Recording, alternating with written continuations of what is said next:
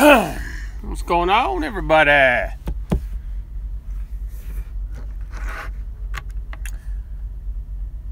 We will wait for a few minutes before we get this started. But, yo, Illini Trucker, Big Rich, what's up, buddy? Man, I haven't talked to Big Rich in so long, I forget what he sounds like. Isn't that right, Big Rich? Alex Express, he's Steven, what's up? Brian? Look what I got on today. Look at that. The Bama. Snorlord, missed your phone call, my friend. I missed your phone call. I will get your, I'll get back with you that later. What's up, Jimmy? Marcus, TR, Daniel. There you go, Big Rich. Well, before we start, I had a comment on my video. What's up, Anita? Duncan?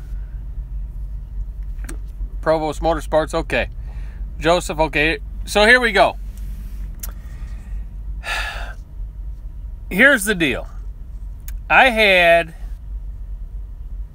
someone comment on the video. And you all remember when I said if you're going to own your own business, right? Right? Own your own business. But you're going to be in a trucking business and you're going to own the truck, but you're going to be with a carrier that dispatches you. Remember I said, why would you do that and let a $9 an hour or $10 an hour employee be the CEO of your company? How many people remember that? Right? If you're going to own a truck, you want to be somewhere where you dispatch yourself, pick your own loads, because if the company dispatches you, right, then your dispatcher is CEO of your company because you're letting them run your business. So, you know, I said the $9 or $10 an hour, right? And this one cracks me up. So I get this response that says, hey, out in, I think it was Utah or somewhere, I don't remember where it was, but I read it, I just read it. It said, hey, they make more than $9 an hour, they're $15 an hour. Okay, woo, so what? It's $15 an hour. You're going to let a $15 an hour guy run your company? You see how petty the people get when they say stuff about videos or you know. It's ridiculous, right?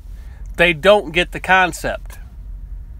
The concept is you do not let a dispatcher run your company.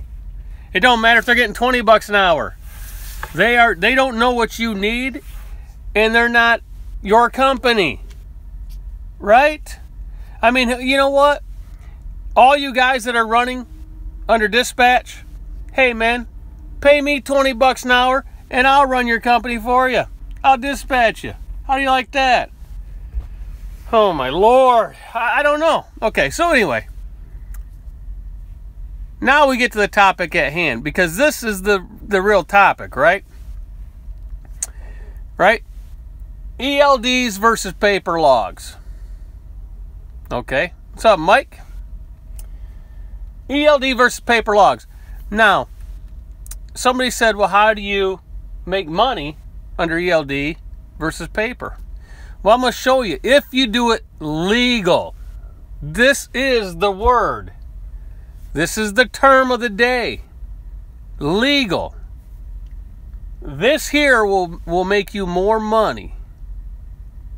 This will make you more money than paper logs if you're comparing legal. This one legal, because they'll be the same.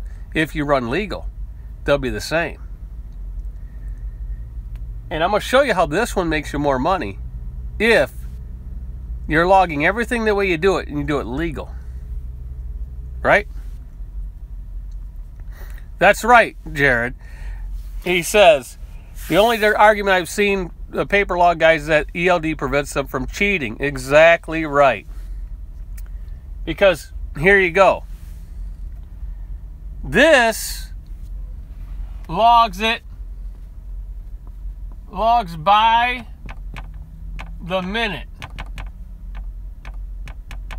This is 15-minute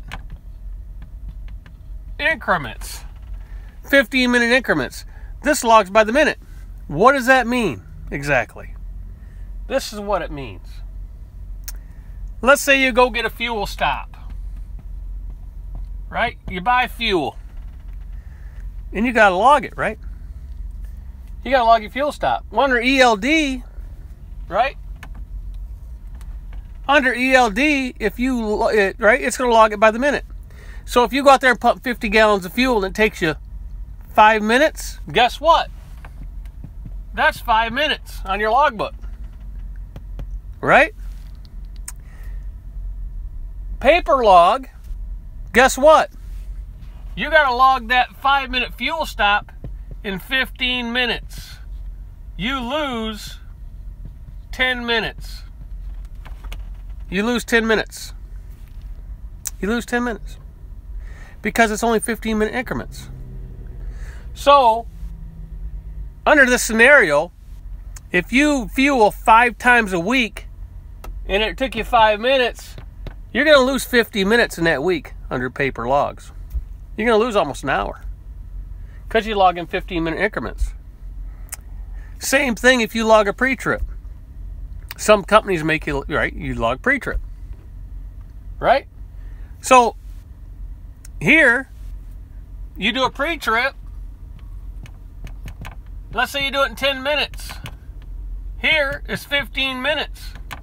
You lose another 5 minutes. You lose again. You lose another 5 minutes. So, one fuel and one pre-trip, you're going to lose 15 minutes in one day. Right? No, Heath. You could do 10-minute pre-trips. ELD, you do it as you do it as it happens, right? So if you do a pre-trip in 10 minutes and you take off driving, it's going to be 10 minutes. Paper logs, if you do it in 10 minutes, you can't do it in 10 minutes. You got to show 15 because that's your increment. Here's where you also lose out on paper logs if you do it legal. If you do it legal, watch this. Let's say you're driving, right? And it's 10 o'clock. It's straight up 10 o'clock. And when you pull into the truck stop, if you log it legal, watch this. If you pull in the truck stop and it's 10:08, right? Because anything over 7.5, you got to log that 15. Anything below the 7.5 on a 15-minute increment, right? You can just down it. You can, right, raise it or lower it and driving. So if you get in the truck stop at 10:05, you can show 10 o'clock on a paper log and you're fine. If it's, 10:10 or 10:08, you got to log that extra 15 minutes, right? You got to do the extra 15 minutes. So if it's 10:08, you lose another 7 minutes.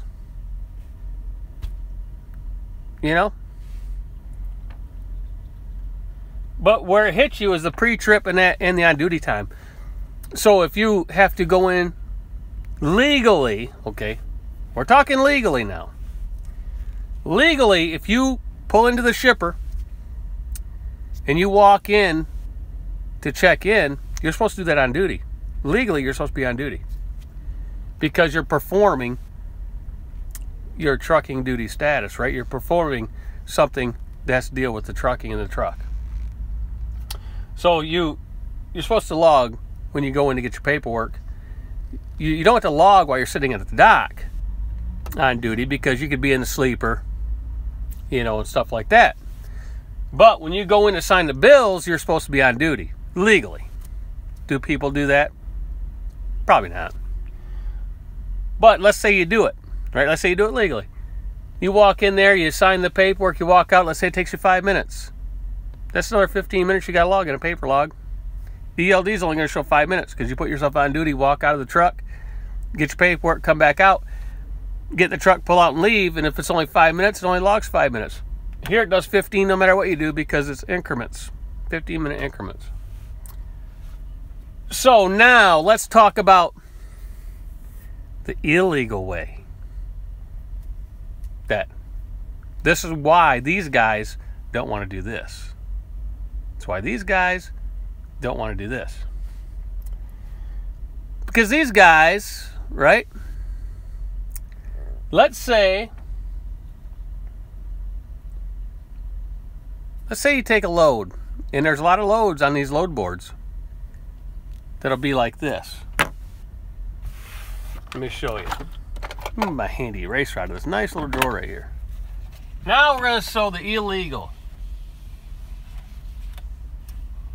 And what is going to happen and why their shippers and receivers and all these guys are running illegal don't want this to happen.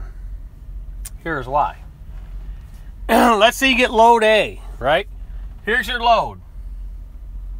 It picks up at 10 a.m., right?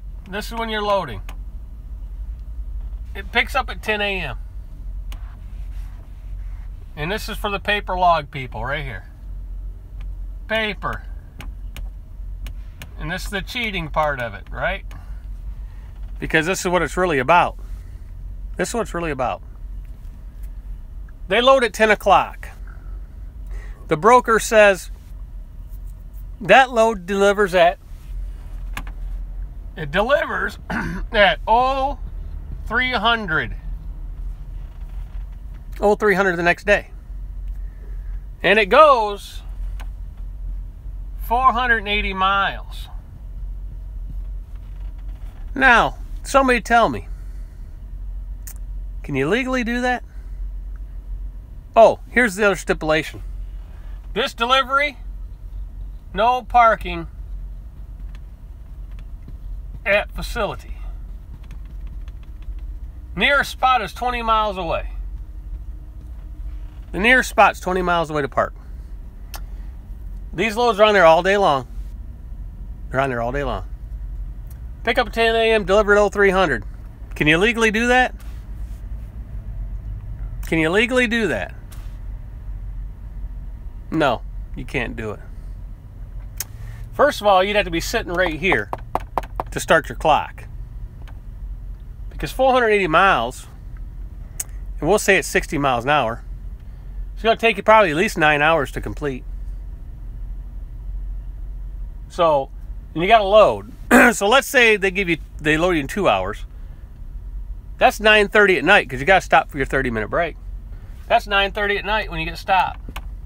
And you're 20 miles out, and you only got you got 5.5 hours between here and here. 5.5. You can't even do a split log. You can't even sleep 8 hours, then get up and drive drive there. You can't. That's illegal. You can't do that. This is totally illegal. Now, let's go further and say you can sleep here. You can't split the sleeper, Dalvin. You cannot split the sleeper. Because to split the sleeper, you got to have 8 hours in the sleeper to split it. Your first section has to be 8 hours because you got to move that clock. The only thing that moves the clock is 8 consecutive hours in the sleeper. That's it. You don't have 8 hours. You only got 5.5. You don't have 8. Can't do it. Now, let's say you can park there. Right? Well, you could. No. If you stopped at 9:30 at night, you could leave at 5:30 in the morning, but you're past this 0300. You can't do it, so you're 2.5 hours late for your appointment. But let's go a step further. Let's say you can sleep at the facility. Let's say they allow you to sleep at the facility. All right?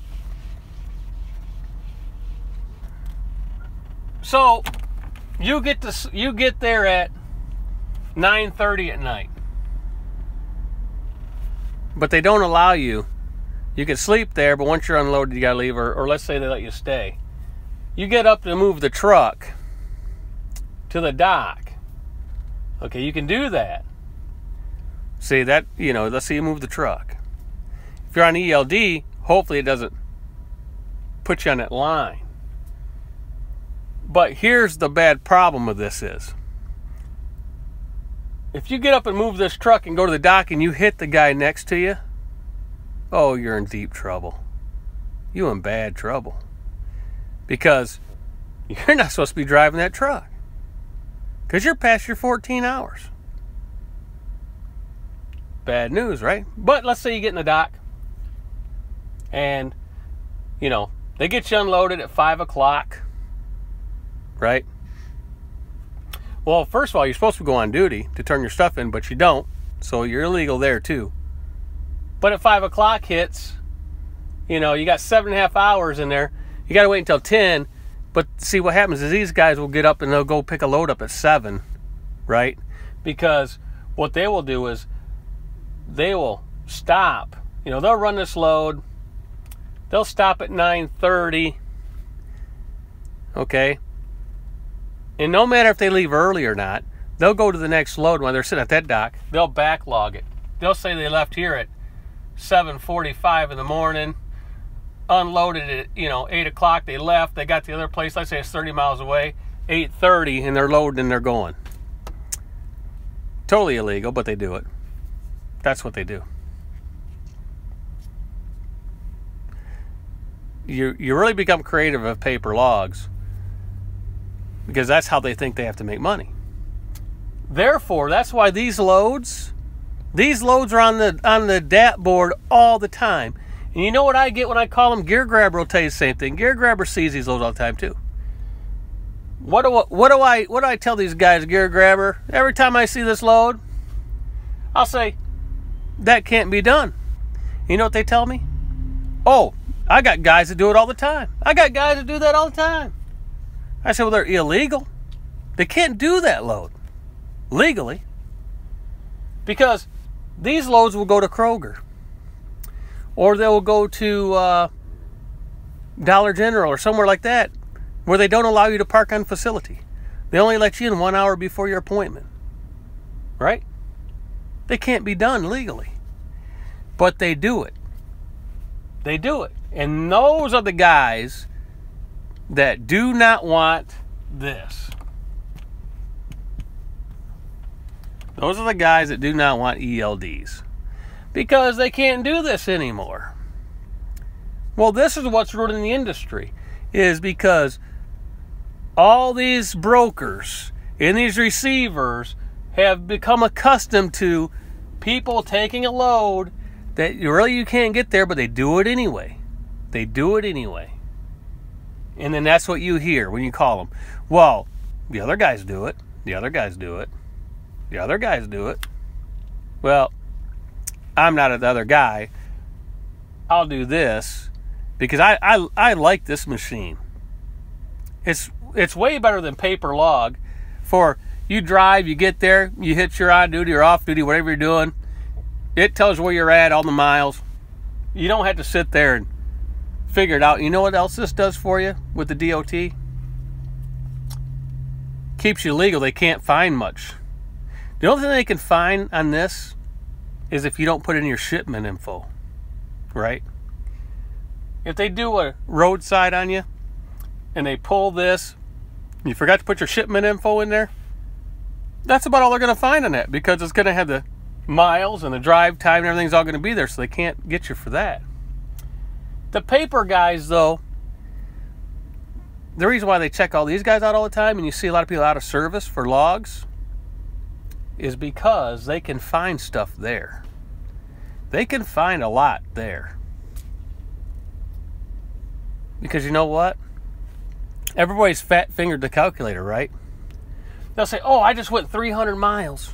And it's 60 mile an hour, or, you know, it's 55 mile an hour speed limit. And I'm going to log that at, you know, 53. And they do the calculation. And, you know, let's say it's supposed to be 5 3/4 hours. But they log it in 5.5.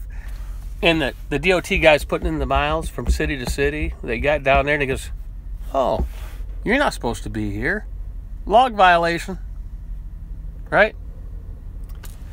Or they're not to their last change of duty status, right? They got up at 8 in the morning. They did 15 minutes show driving. It's now 4 at night. They didn't show nothing else on there. And then they get them because they're not up to date to their last change of duty status because they've done other stuff. You know, it's a lot easier to get paper logs. That's why anybody has the ELD and they roll up into an inspection, if that's not on the side of the truck, the guy will say, hey, let me see your logs. And you say, well, let me see your logbook. I got an ELD. Oh, how many hours you got left? And he looks at it and he said, oh, keep going. I'll wait to the next guy.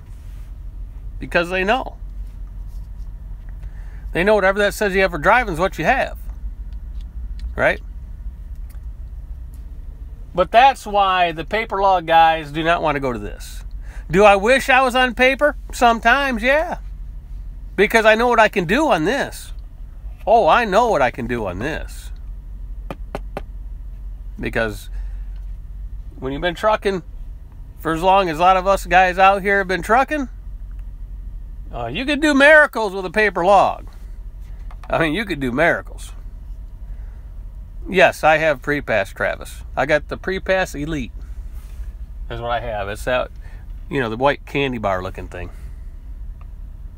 Yes, you can personally convoy an empty trailer. Yes.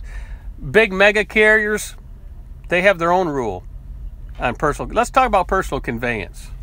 Okay, let's talk about personal conveyance.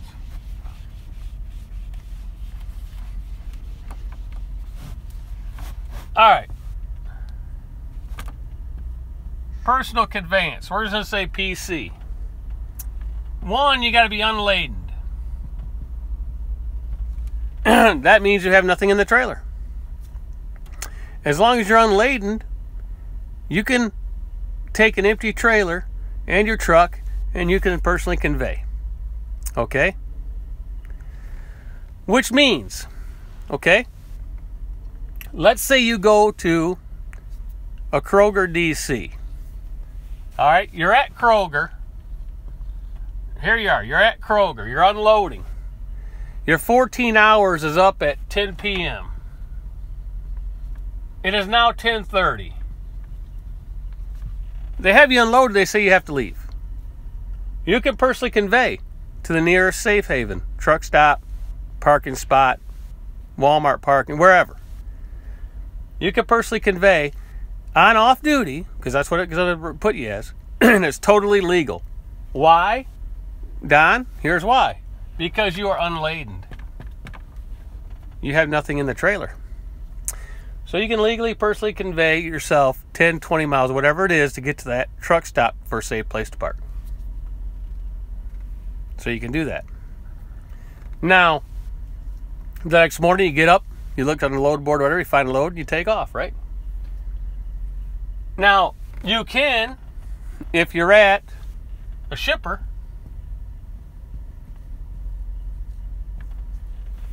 and your trailer's at the dock, and you want to go get something to eat, you can bobtail, truck stop, restaurant, personally convey there and back. Doesn't affect your hours, right? Hey, you like that? Hey, Faye, you like that? You like that? That nice shirt, ain't it? Alabama. I think Faye, she might have got me this shirt. But what's Craig do? You like that shirt? Nice shirt, ain't it? Fits good too. I like this shirt. I might have to join Roll Tide. You know what I'm saying?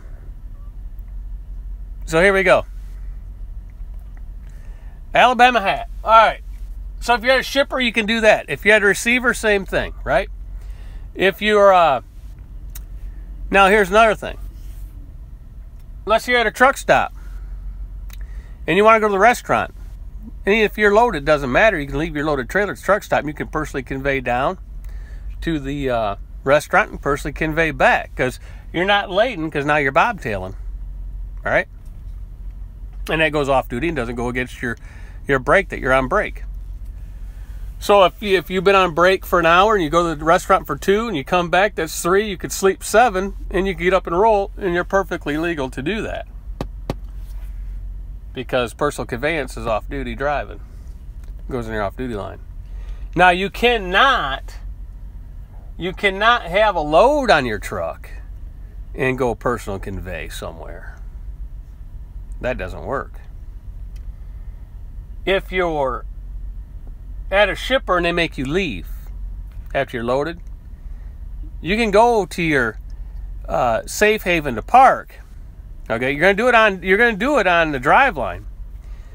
And if it busts you over your time, you annotate it that you were not allowed to stay at the shipper. They kicked you off the property. But you'll have to annotate it on there. So that way, if you're the company, annotate it. If you're another company, they'll annotate it on there. So when they get audited, if they get audited for that 1 day's log, they'll see it and they can see why you had to do it. But don't get caught. Don't get caught personally conveying when you're loaded, trying to get further down the road to your next spot. You know, you're not supposed to, right, Anita, you're not supposed to personally convey towards your next load. You're not supposed to do that. But if you don't have a load on you, and like say you leave that receiver at 10:30 at night and you go to the truck stop and it's 20 miles north of you, and then you get there and then you so happen to pick a load up, you know, if you get on the board and you find a load and it's further north, that's okay, because you didn't know where your next load was going to be. You know, you didn't know that.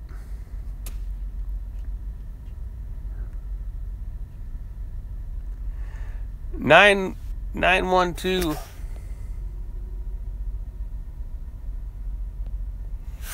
Well, Swerve, what you gotta do if you're loaded and you're in the middle of nowhere, you drive to the safest place to park, to the nearest safe haven, and it's going to be on the drive line. So if you go over, you're okay.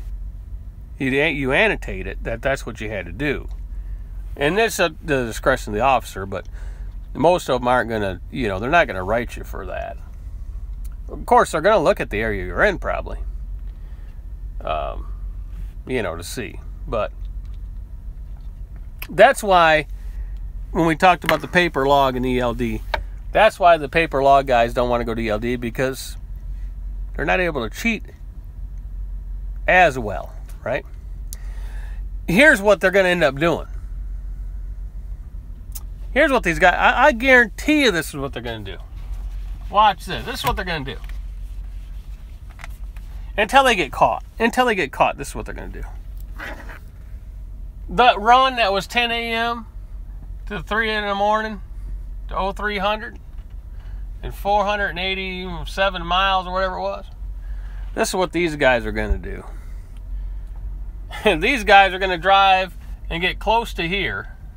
They're going to get close to their destination, and then they're going to get up in the morning. They're going to personally convey to the receiver, and then they're going to personally convey back to where they were, and then they're going to get up at 6 or 7 in the morning and roll over to the next load and keep on going. And until they get caught, that's what they're going to do. And the way they're going to get caught is, right? The way they're going to get caught is this. They're going to get caught when they get audited and they see too many personal conveyances. That's when they're going to get caught. But that's what they're going to do. And somebody said something about DOT. What's he saying here?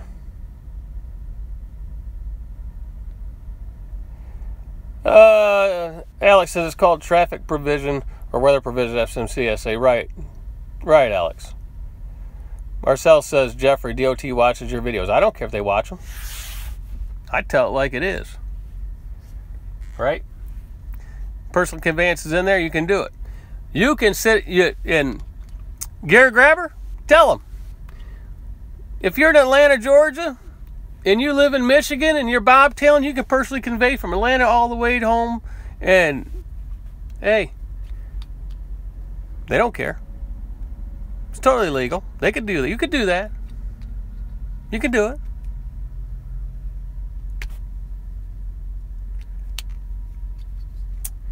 So, right, you did it. So, and stop by DOT and the guy says, yeah, I'll accept that. Right? So, you know, it depends on what you're doing. If you say, well, I'm in Atlanta and I'm going home, and you say, I'm going home because I'm going to do this or that, you can personally convey all the way to the house. It don't matter how many miles it is. You can personally convey as far as you want. Alan, if you have your own empty trailer, can you personally? Yes, you can. Because the rule is this. You have to be unladen. Now, all you Schneider guys out there, because that's where a lot of this is coming from, these things here. You do not have to be bobtail to personally convey. That's their rule. The FMCSA rule is you have to be unladen, which means the box is empty, you have no bill lading, you're an empty wagon. Because if they didn't have that rule, then the owner-operator that has their own tractor and trailer could never personally convey when he gets empty, because he has nowhere to put that trailer. It's his trailer. He takes it wherever he goes, right?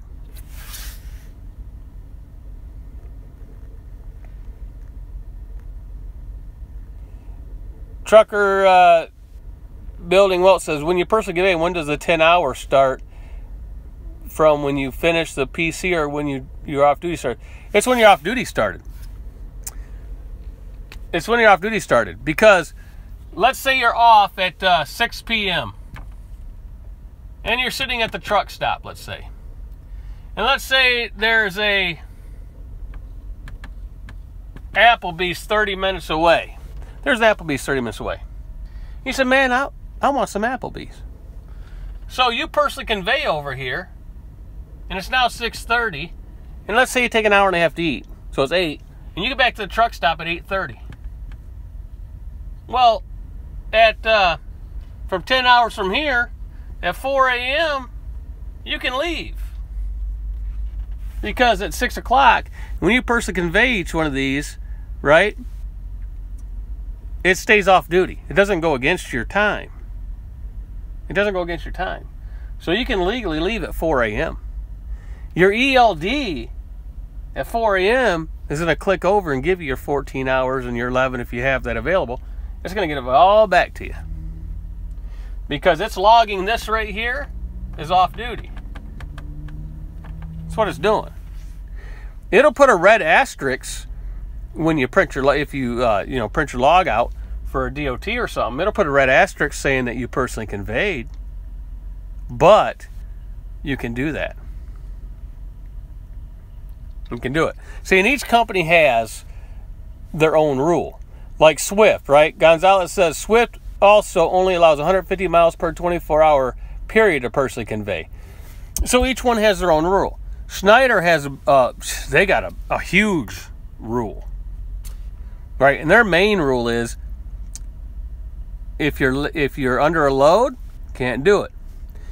This is Schneider National's rule now. If you're under load, you can't do it. If you have a trailer with you, even though it's empty, can't do it. And so forth and so forth. They got a lot of rules when it comes to this personal conveyance, right? So, personal conveyance.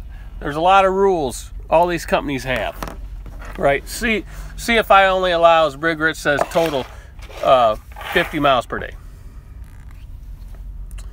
Gary Grabber says his boss's rules are very strict. You know, yeah. Did you hurry up and get that load done and get unloaded? Go make some more money, man. What are you doing? What are you doing? We're just running around the countryside doing nothing. I don't care what he's doing. Check this out, man. It looks almost like a Green Bay cup or something, don't it?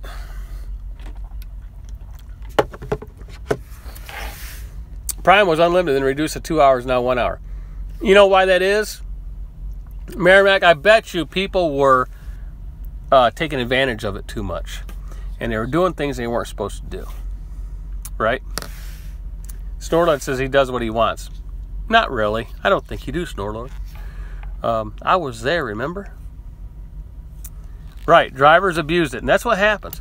That's what happened at the Big Orange. That's what happens at, you know, Swift and Prime and all those other places, right? They abuse it.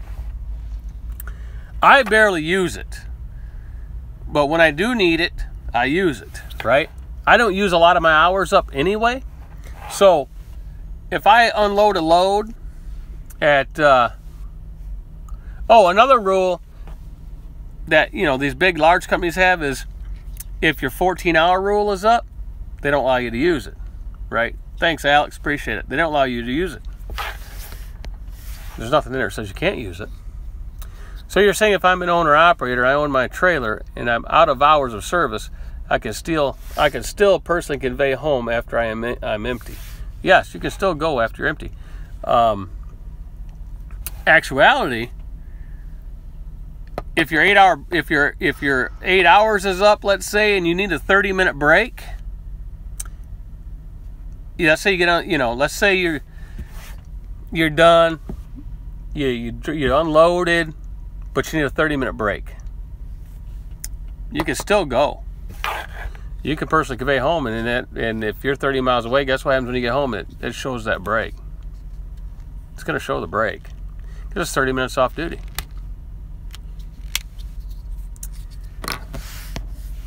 And Joe P. Jack 1 says, wrong about what? Because you know what I'll do, Joe. You know what I'll do, Joe.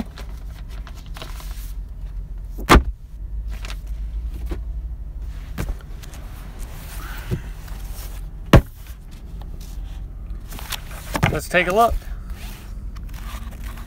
Should we take a look? I mean, you can read it. It's right in here. And the management edition even gives you interpretations, right, of the rules. So you can go in here and you can look at it. No, you're not laden, Joe. You don't understand what laden is, Joe. If you're hooked to a trailer, that's not laden. Laden means this, Joe. Let me show you, Joe. Laden means you have freight and you have a bill of lading. You have freight in your trailer.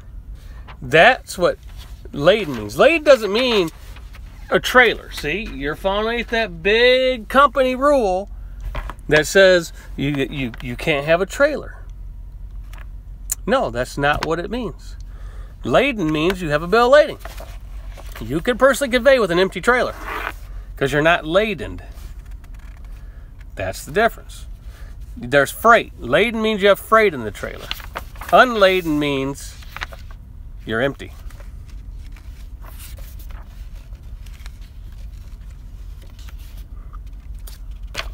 Well, show them this book.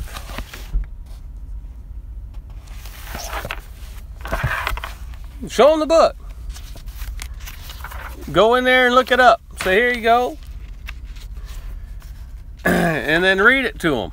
Because a lot of the guys, see, here's what you're going to understand. There are some DOT officers that really don't know the rule. Right? A lot of them don't know the rules. Just because they wear the uniform doesn't mean they know the rule. Right? Dictionary time. All right, well, let's go look. Let's go look. Let's look up here. It's probably under D for driver, right? Let's go over here and say, oh, driver, commercial vehicle. Driver's hours of service. And of course you got adverse driving conditions, which adds you extra time and all that stuff. Consecutive hours, transportation, blah blah blah blah blah blah blah blah blah blah blah blah. And man, this stuff's really boring, man. It's really boring to read all this stuff. But if you want to learn it, you got to read it, right? Okay. Let's see. Conforming to speeds, blah, blah, blah, blah, blah, blah.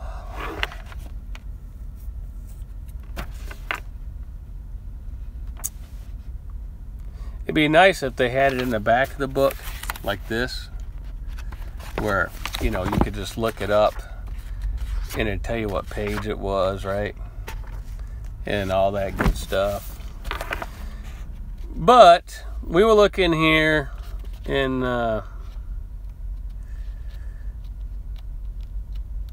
we'll just go to 390, whatever it is. Here, we'll just go to 395. And it's going to be in 395 somewhere. And then go to 395 and look it up.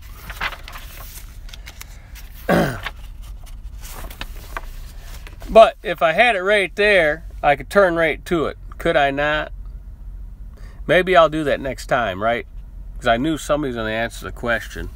Maybe next time I'll have it. I'll have a little thing in there, a tab, right? So you can just go right to it and read it. And this is really boring stuff to read, by the way. All this good stuff. Hey, how many people know how many horns you need to work on your truck? Do you need both horns to work? Let's do that. Let's ask that.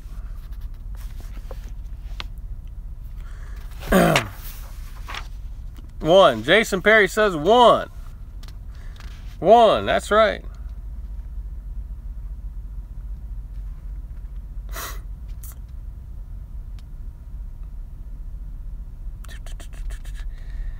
Driving time for property carrying vehicles and all this good stuff. Definitions. All right. Adverse driving conditions. That's where your adverse driving conditions are, with snow, sleet, fog, all this good stuff. Blah, blah, blah, blah, blah. And of course, you got to get through all this stuff because it got oil fields and all this stuff anyway. But short haul operations and all that stuff, we'll look it up and maybe we'll do it for next time. Because I'm not going to sit here and go through there and try to find exactly where in this book they have personal conveyance. Because it's in here, it's just hard to find this stuff when, because they don't put it in order. You would think it was in order, but they don't put it in order.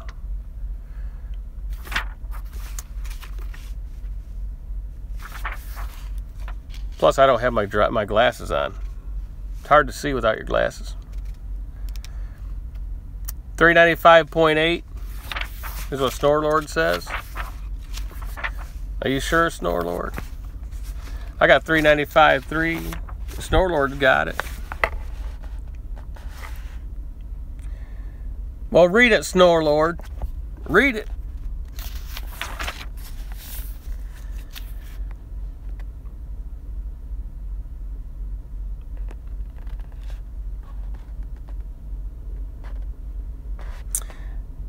Man, I didn't get my glasses on. I can't read this stuff. Look, now I look old. Wow.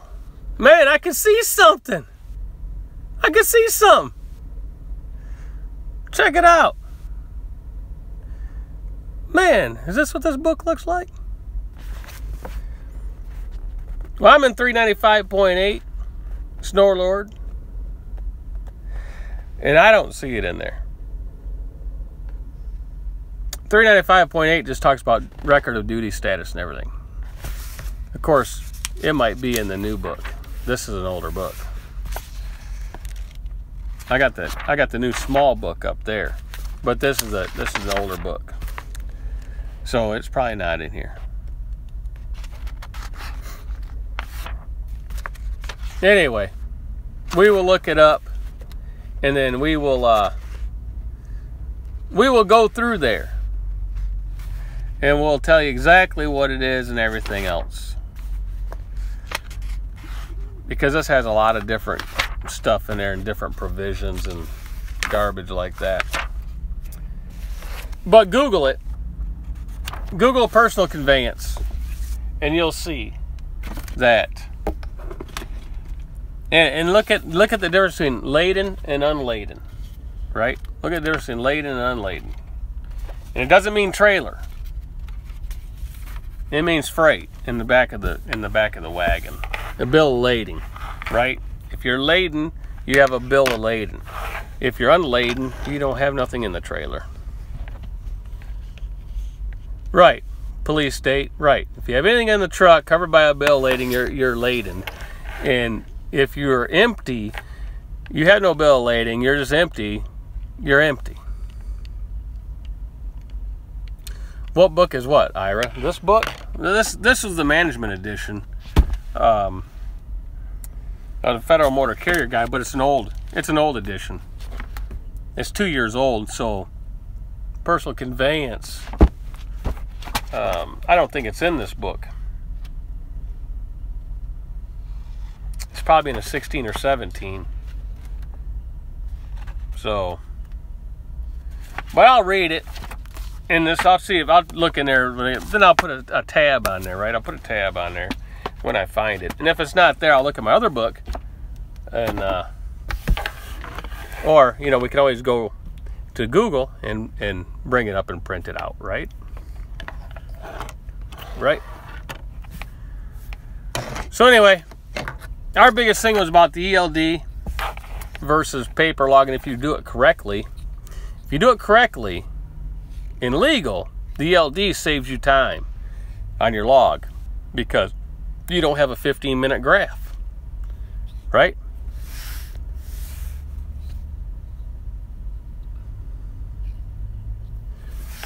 Baker says, what if I'm at a truck stop, like you said before, and I want to go to Applebee's to eat, and I'm loaded? Can I still do personal conveyance to there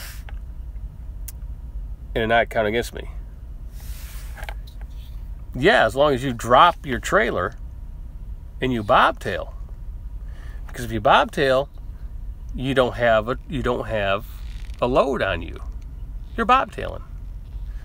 Then you can personally convey and get something to eat and come back. But once you hook up to that trailer, you're laden again because it's got a load in it. If your trailer was empty, it doesn't matter. But if you're loaded and you drop at a truck stop, and you know, truck stop let you drop the trailer there loaded, it's in a safe place, right? It's a safe haven. Then you can personally convey there and back. So there you go. And then it's always, you know, everything in this book, everything in the FMCSA, it's all under interpretation. Ask Gear Grabber, right? Anybody that was in law enforcement, ask them. The rules are all about interpretation. It's whatever that person interprets the rule to be, and that's what the rule is that day. That's like taxes, right? That's like the IRS tax code. It's all interpretation. It's what it is. It's all about interpretation and who's reading it and how they interpret it. Right, Big Rich. That's why you have the Supreme Court. Because, see, a lot of judges and lawyers, I think, will interpret the law a certain way. But that's why you have the Supreme Court, because they'll step in and say, no, you interpreted it wrong. It's supposed to mean this. So, you know, that's like, you'll have some companies tell you that you have to do 30-minute pre-trips. You got to log 30 minutes. You know what? There's nothing in the book that says you have to log 30 minutes for a pre-trip. There's nothing in the book that says you got to log 15. There's nothing in there that says you got to log 10. It says you must do a pre-trip or post-trip, you know, on your equipment. Doesn't tell you how long you have to log it.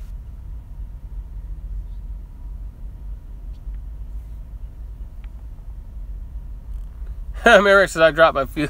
He drops the trailer and the fuel on and goes takes a shower. Oh, man. But you could take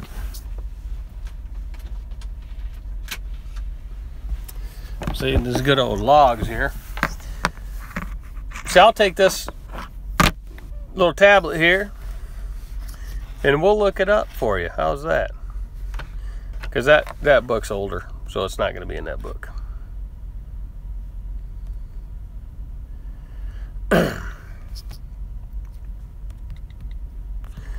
Anyway, so what do you guys want to talk about now?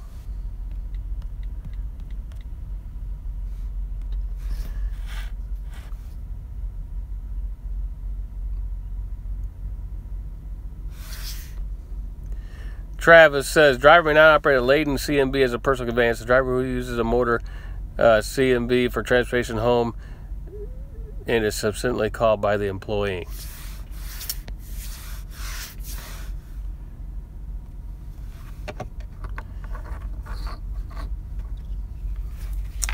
I would change my name from any NFL team.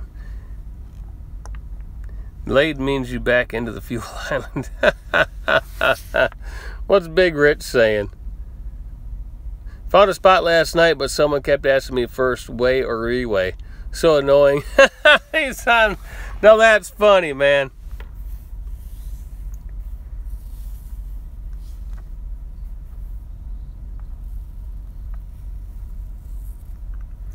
Right. Well, all that personal conveyance there is saying, what he put up there was that you'll not operate a laden commercial motor vehicle, which means you had no freight in it, you had no bill of lading. And if you personally convey to the house, and then you are called by the carrier and dispatched from home, you'd be on duty from the time the driver leaves the house. Well, of course you're on duty from the time you leave the house because you're headed to your next load. See, that's what that means. Like, if I emptied out right here, and I want to save my time and personally convey to the house, which is 110 miles away, I could do that. But if I wake up the next morning and I book another load somewhere, yeah, I have to go on duty, do a and show going to that next load because I'm advancing towards your next load. You cannot personally convey from one place to your next load and then start from there. No, you can't do that. That you cannot do.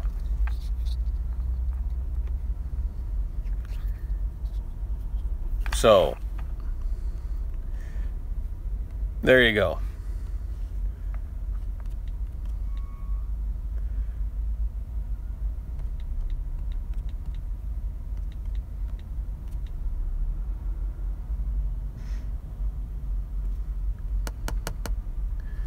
No, I did not see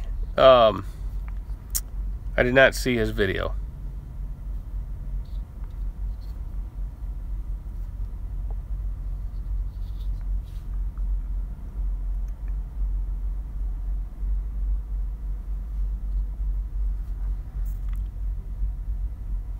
So anyway,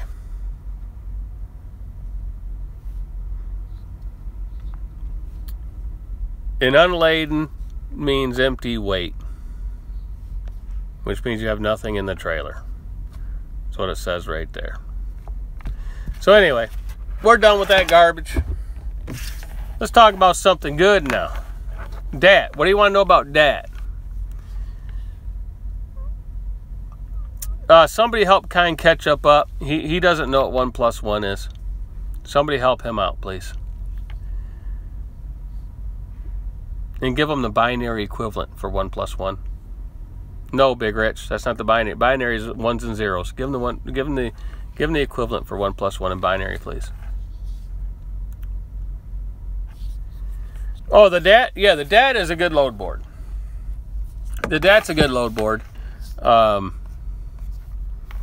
That's what we use a lot. There's other load boards, but the DAT's been around for a long, long time, right? Been around a long, long time. 01, 0111, 0111, 011. Hey, Big Rich, you know what that says? That means you're gonna give everybody on here $30. I think that's what that said.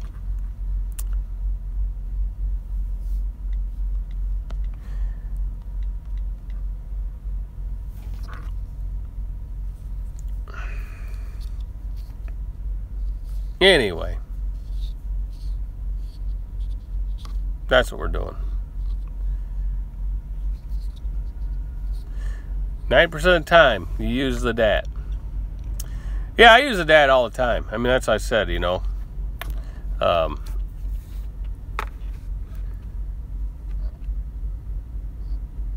Thought 2 is 1, 1.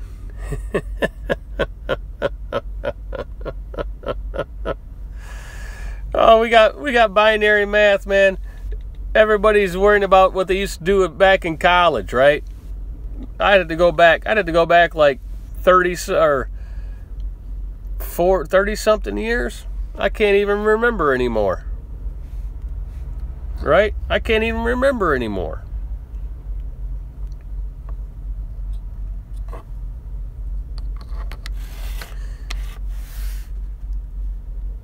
CHR, gotcha.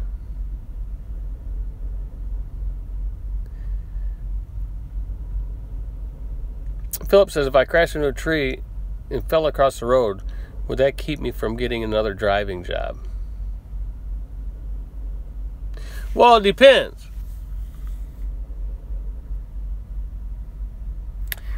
Did you crash in a tree in a truck?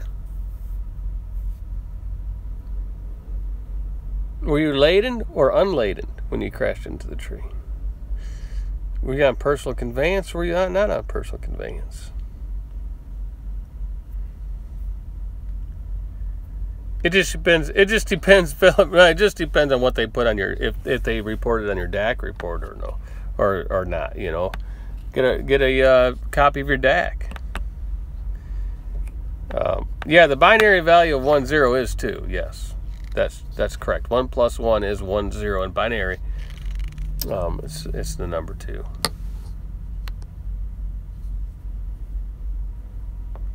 One, 2, 3 is part of DAT. Well, 1, 2, 3 is a load board. It's a separate load board. Each load board has a funding company that is associated with that load board. 1, 2, 3's load board is Thunder Funding. That's who's associated with 1, 2, 3 load board. I don't know what DATS is because I don't use DATS funding representative, so I don't use theirs, so I don't know whose they are, because I don't use that portion of it. But Snorlord said math is hard. It's as hard as playing a guitar, right, Snorlord?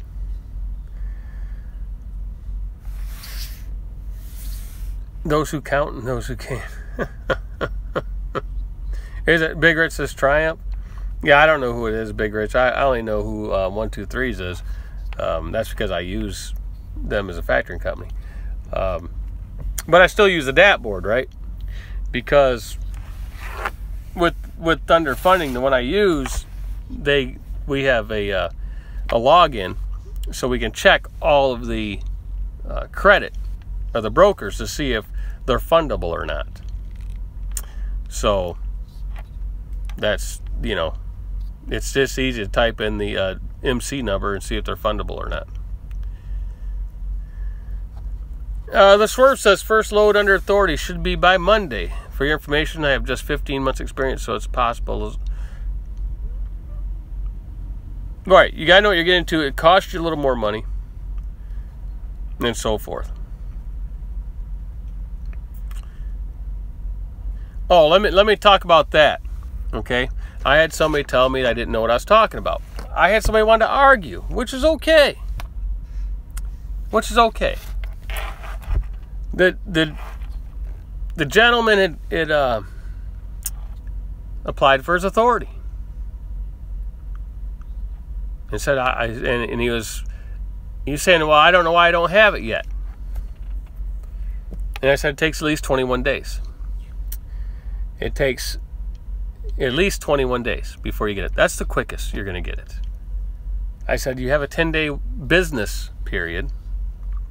Business day period, excluding holidays and weekends. It's business days, excluding holidays and weekends. They says no. I talked to them. I got a letter from the FMCSA, and I talked to them and from the DOT, and they told me it was,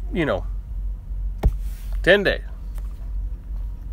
It included weekends and holidays. No, it doesn't. It says right in the rules it does not include weekends and holidays. So that's another thing.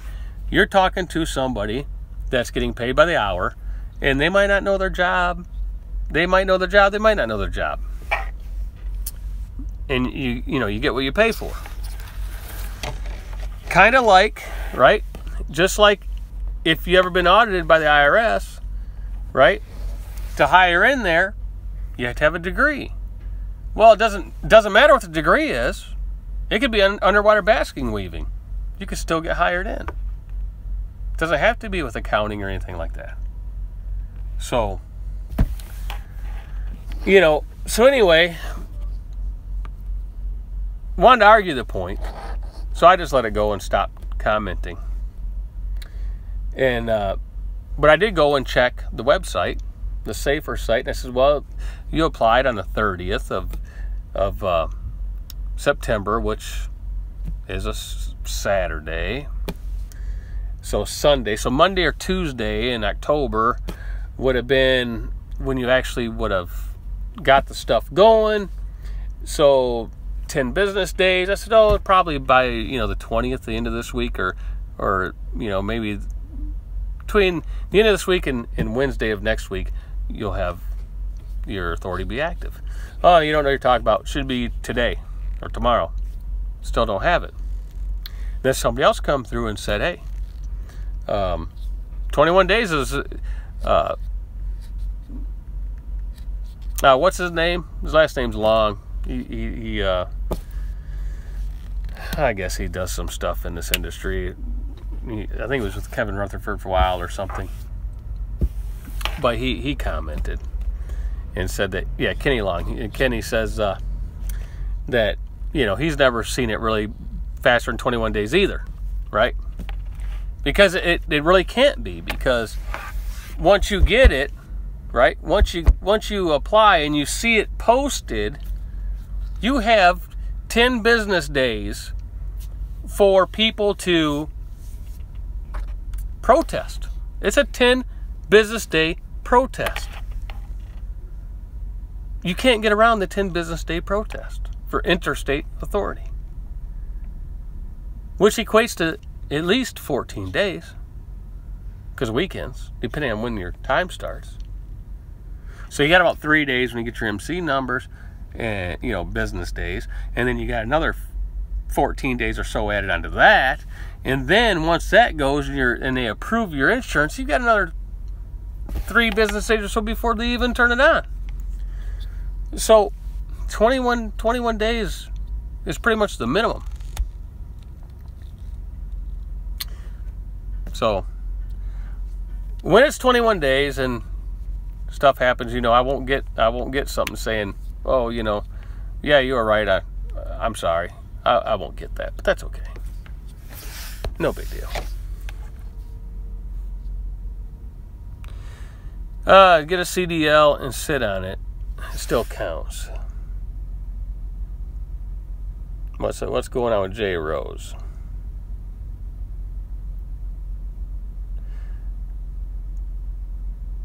Boogeyman says it took 6 weeks for my authority to come through. Right. It just depends on when you did it. How many holidays were in that month? For example, if somebody applied November 1st or 2nd or 3rd, they're in trouble, because Thanksgiving, it's on a Thursday, the 25th, so they're going to lose 4 days right there, because 25th and 26th, that's considered holidays. And then all the way up till, depends on how many holidays are in there and how it falls. So there you go, Anything else that goes wrong, right? If, like Justin, he comes in here once in a while, they spelled his name wrong. Well, that held him back a week. Then he got that fixed. They spelled it wrong again. That was another week. So it took him, 7 or 8 weeks. So it just depends on how well your paperwork's all in order. Motorola, that's why I'm going to school for 4 weeks before starting Crete.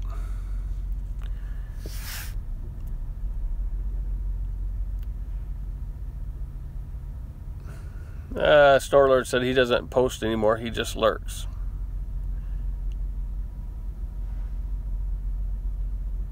Scott says, guys argued all day about logging off duty at customers. Funny stuff.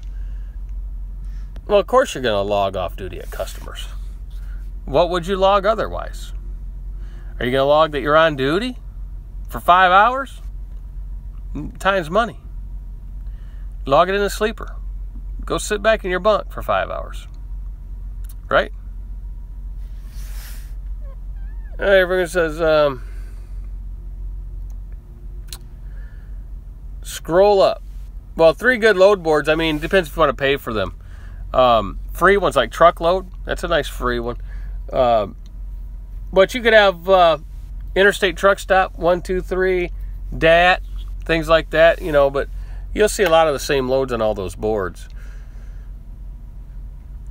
All right, so let me scroll up and see what Air has to say. Now I don't know how far I got to scroll up. Well, shoot, Air, just ask the question again, man. All right, here we go. Can you please do a video on how to set up the business to pay other employees, like wife doing books, paying yourself versus money in the business, also protecting personal assets? All right, well, here's the big thing. Let me ask you something, Air. I'll call you Air. How's that? Let me ask you something. Here we go. We're going to... How to protect your personal assets. Here's the question. Do you drive the truck? Yes or no?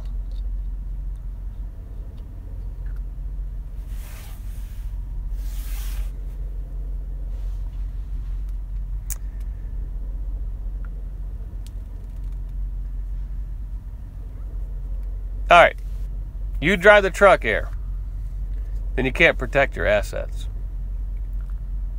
unless they're in someone else's name, and not your wife's or nobody else's. Got to be totally away from your immediate family, you and your wife. Because here's what happens. Let's say you incorporate. Let's say you file a corporation, LLC, CS, all this stuff, right? All this stuff to try to protect your assets, right? You're going to do this. You're going to do one of these things here to try to protect your assets. Here's what happens. You're driving the truck, right? You're driving the truck. You get in an accident.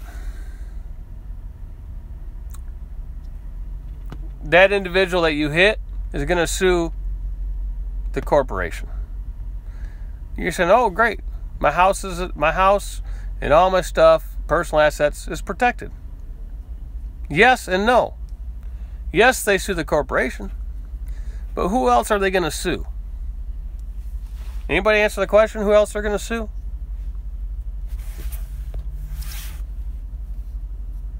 I'm going to answer the question here. I'm going to answer it for you because no one's putting it down there. Here's who else they're going to sue. They're going to sue the driver, right, Big Rich? They're going to sue you because you're the driver. So guess what?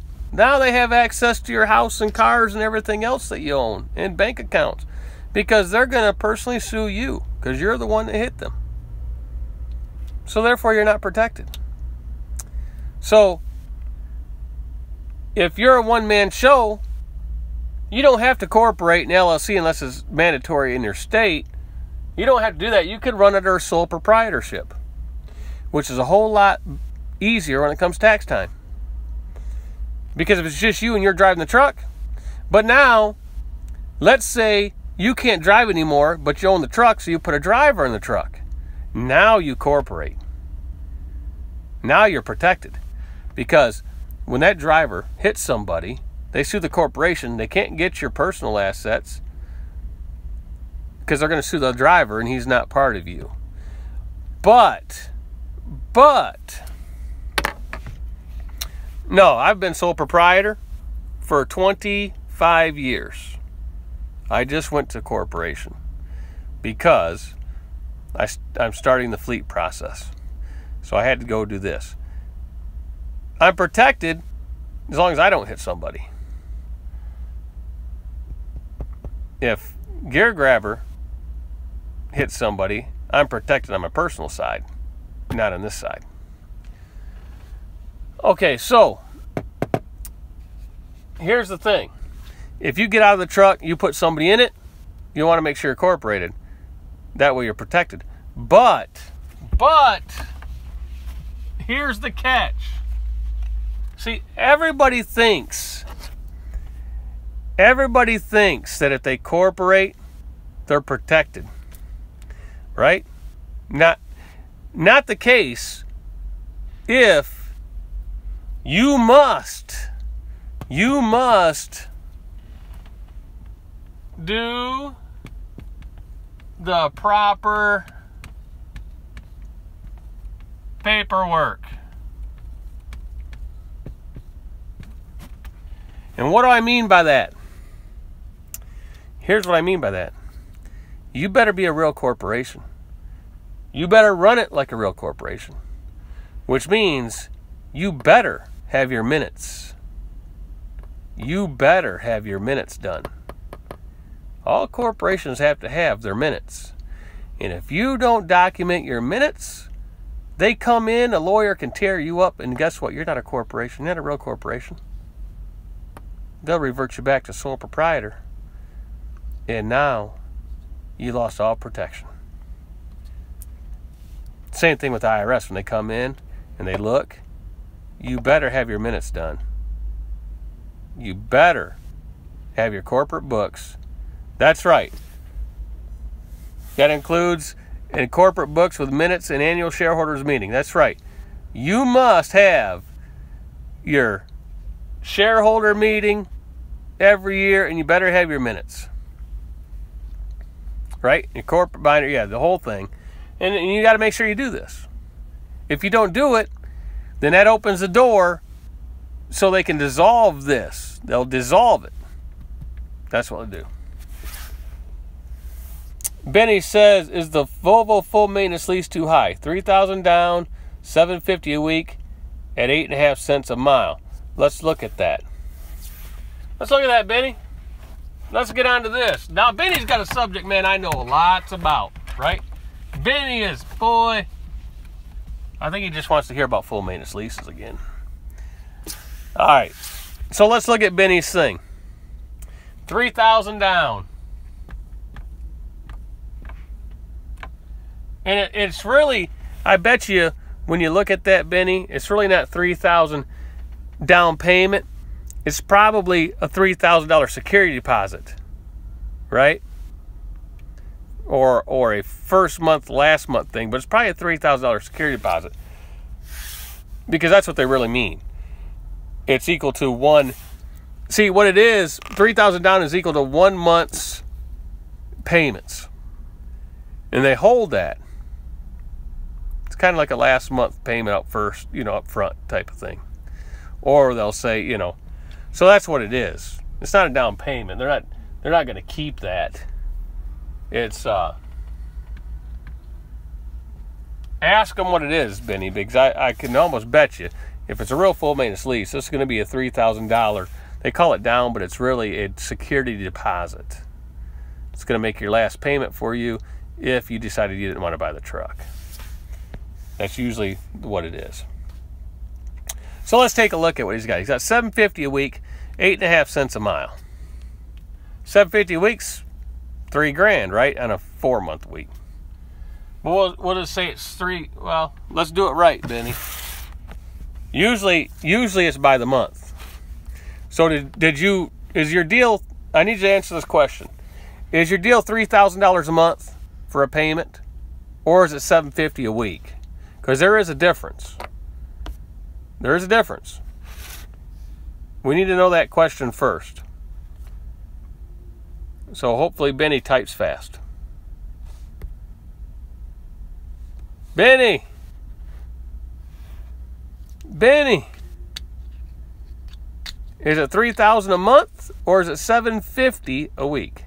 Okay, so monthly, Benny, this is what you got.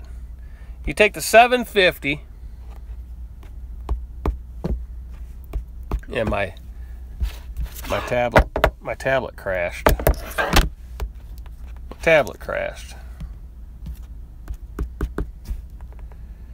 Oh, this pile of junk. All right. Somebody with a calculator, for Benny's sake,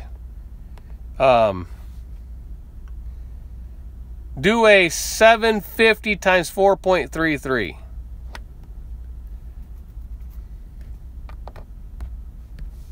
Oh, it's working now. I threw it on the ground. 3247.50. Yeah, it's $3,000 security deposit. So this is what you're really paying. That's a month. Now 8.5 cents, if you do a 10,000 mile month, that's $850. This is on 10K a month. So when you add that, you're at $4,097.50. You're at $4,097 a month.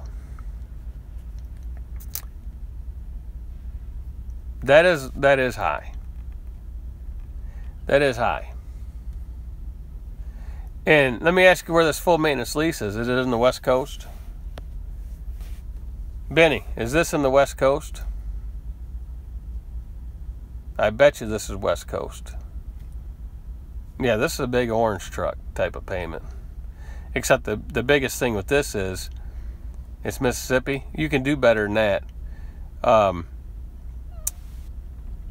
This here would be like a SFI, except you can't go any higher than this. Where SFI, it's that, but if you run out of maintenance money, you got to pay even more. This is where it should be, Benny. What kind of truck is this? First of all, what kind of truck is this? Is it a 780 Volvo? Is it a 670 Volvo? What kind of truck?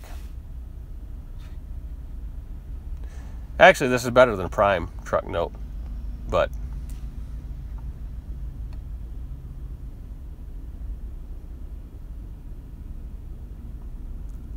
it's a 670. This is where it should be on a 670. I'm going to show you where it should be.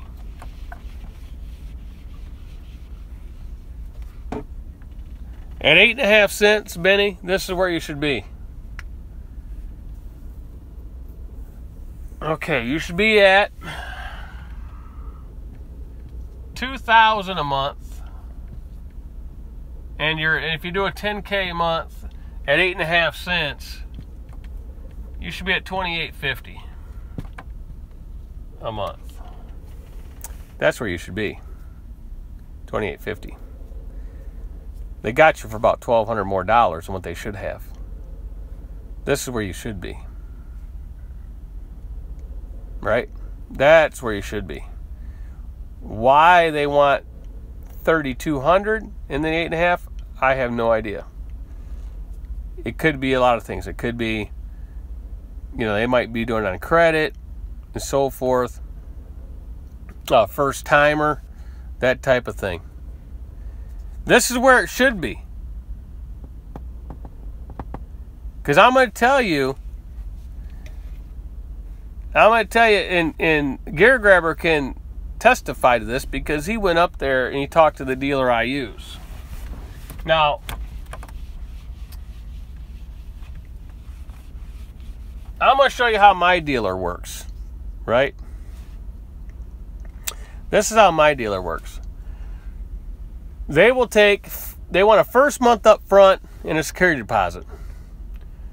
So when you walk in the door, if your payment's $1,800 a month, it's $3,600 they're going to take from you, and then you run that first month, then you're on the second month, then you owe your next $1,800. So you actually won't have a truck payment for almost 3 months. All right. So, but on a 670 Volvo, brand new, right? Brand new, pretty much fully loaded, you're going to be at about $1,800 a month. And then this is going to be at 9 cents a mile. Right? If you don't like that, then what they'll do is they'll say, okay, it's $2,100 a month at 6 cents per mile. Right? So if you do a 10,000 mile a month, this is still $2,700 and this is $2,700. It still comes out the same amount of money. It just, some people like 6 cents per mile better than 9 cents per mile. All they do is they raise the payment to coordinate. The numbers come out the same on a 10,000 mile month.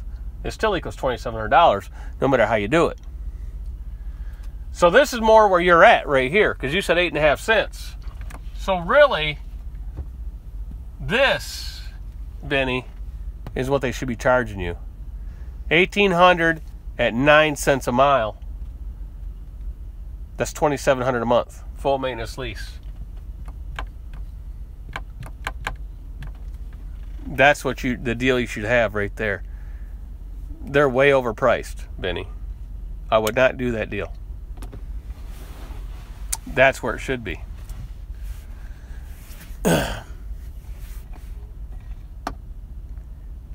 And I don't know if Gear Grabber's on here anymore, but he knows. He's been up there and talked to the Volvo dealer I use, and he looked into it. So that's what it should be. You should be somewhere around $1,800. Now, if your credit's not really that good and your first time, Dylan says $590 a week and 11 cents per mile is $780, right? So under Dylan's thing about a $780, it's going to cost a little more money because it's a $780. But if we take $590 times 4.33, we get $25.54 on a $780. That's what he's got at 11 cents a mile. 10,000 mile a month is going to be $36.54 on a $780 with everything all in it. That's still a little high. A $780 should only be about $300 more a month. That really, $25.54 should really be about $2,100 to $2,200. So it's a little high on that one too. Well, yeah, see, what they're doing is this. When they say 6,000 down, they're going to say, well, it's really $25.54 times 2 is like $5,100, $5,200. Why 4.33, Snorlord? This is why.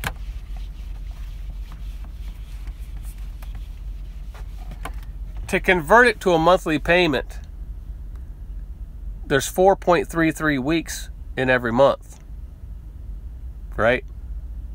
There's 4.33 weeks in every month. Take 52 weeks, divide by 12. You get 4.33 weeks. So if, like at Schneider Finance, they're telling you $750 or $850 or $900 a week, to get a monthly payment, to convert that to a monthly payment, you got to times it by 4.33. That's going to give you the monthly payment.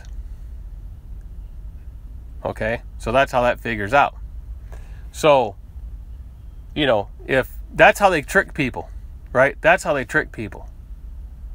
Because now, when I break mine down into a monthly payment, right? If I break $2,150 a month, then I got to take that. Actually, you know, I'm usually around $2,750 That's my average all in. That's mileage and everything over the whole course of a year. So if I take the 2750, divide it by 4.33, my truck, the one I'm driving now, cost me $635 a week. Full maintenance. That's miles and everything. That's everything all in. It's all I have to pay. I don't have to pay nothing else. Whatever breaks doesn't matter. I'm only paying $635 a week. That's me in this 670 Volvo that I spec'd at $143,000. That's what this truck cost. That's what I'm paying a week, all in.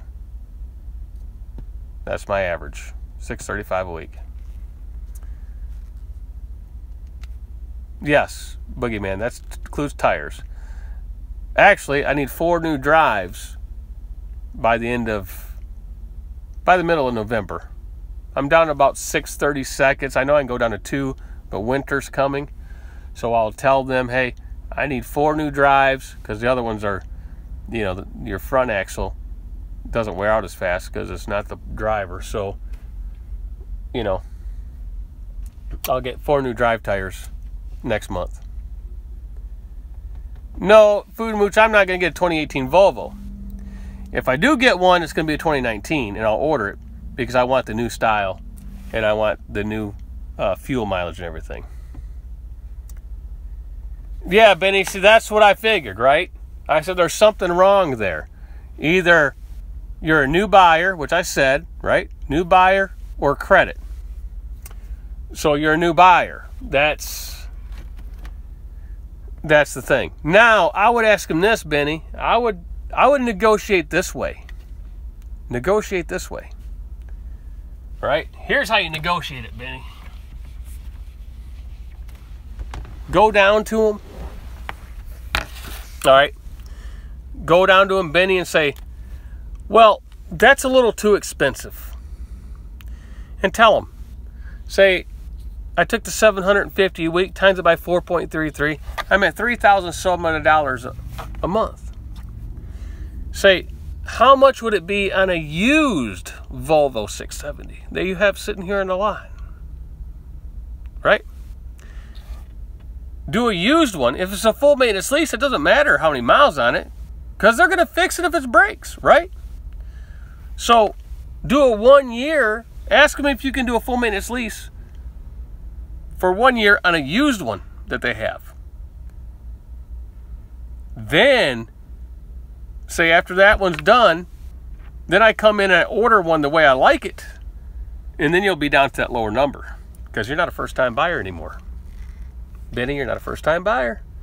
Plus, you'll show them that you pay on time and so forth. You'll get a whole lot better rate.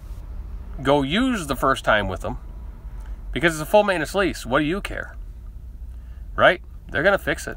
They're going to pay for it. But you might cut your payment way, way down, because it's used.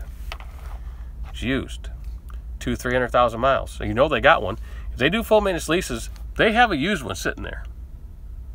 Right, they offer you used. Was it cheaper? It was cheaper, right?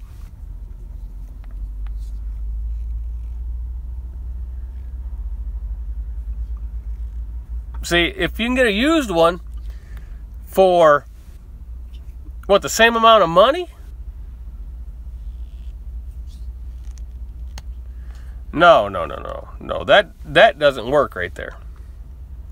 No, that don't work. So you got to go in there and you got to negotiate. No. Say, look, if a new one is this, I'll do the full maintenance lease on that used one for a year. Right? Or 2 years. But don't do it more than 2 with them. And say, I'll show you that I pay on time and everything. And then when I come in for the other one, I'll order it. And, you know, you're not a first-time buyer and you give me a better rate. Now, it shouldn't be $750 a week because it's used. They've already made their money on it. They've already made their money on it. So, you tell them, well, I'll do a used one for, you know, tell them $500 a week. And that gets you in the ballpark. Because it's just sitting on their lot, right? You got to negotiate and act like you really don't need their truck. Because, see, they're thinking you really need their truck. And tell them you got another dealer that you're talking to, too.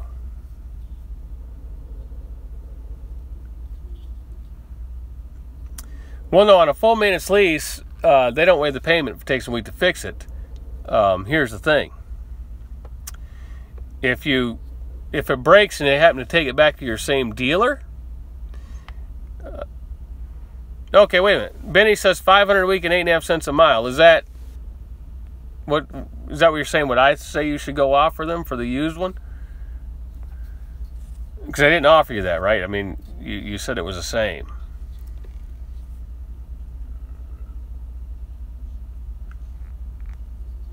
Yeah, I would go back and counter. On the used one, tell them, hey, I'll do it for 1 year, $500 a week, 8.5 cents a mile for 1 year. And then I prove to you that, hey, I pay on time and everything, and then you let me come in and we order a brand new one, and you give me, you know, the other one at the real price that it should be at. Because you could tell them. You know other full maintenance lease Volvo dealers that are, you know, this amount of money. So there you go. Because if you take mine, I'll give you an example, Benny. If you take $21.50 and divide that by 4.33, right? This is what mine is. Brand new truck. $496 a week. That's what it comes out to. $496 a week. Well, plus the mileage. But see, yours was a $750 a week. This is $496 a week.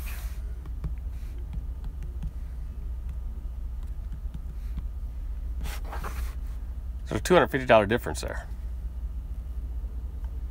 Right? A week. It's a lot of money. So, tell them the new one should be $500 a week. You'll do the used one at $500 a week, but for 1 year, and then you put me in the new one after you see I pay on time, every time, and then you give me the new one for the same price. So show him that you're willing to help him out, right? So I'm willing to help you out and get rid of this used one and put it back on the road so you can make money. But you got to give it to me at $500 a week, because that's what the new one really should cost. Because you know somebody that's doing full maintenance leases for 6 years now, and you don't need to be taken advantage of. You know what I mean? That's what they're trying to do. So go in there with a little bit more knowledge and sit down with them across from the table and tell them, hey, I don't mind getting bent over this desk because I'm a first-time buyer, but you know, what you're doing to me is not right, because that truck should actually be this a week plus your so many cents per mile, right?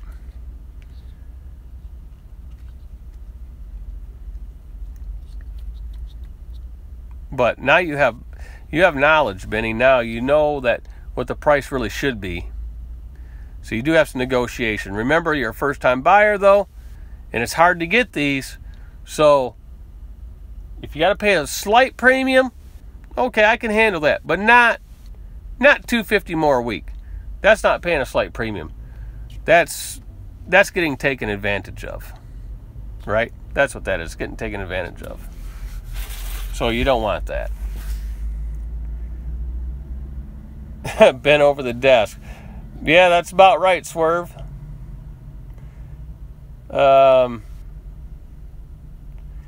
Marcel says, what do I think of Crete's truck buying program?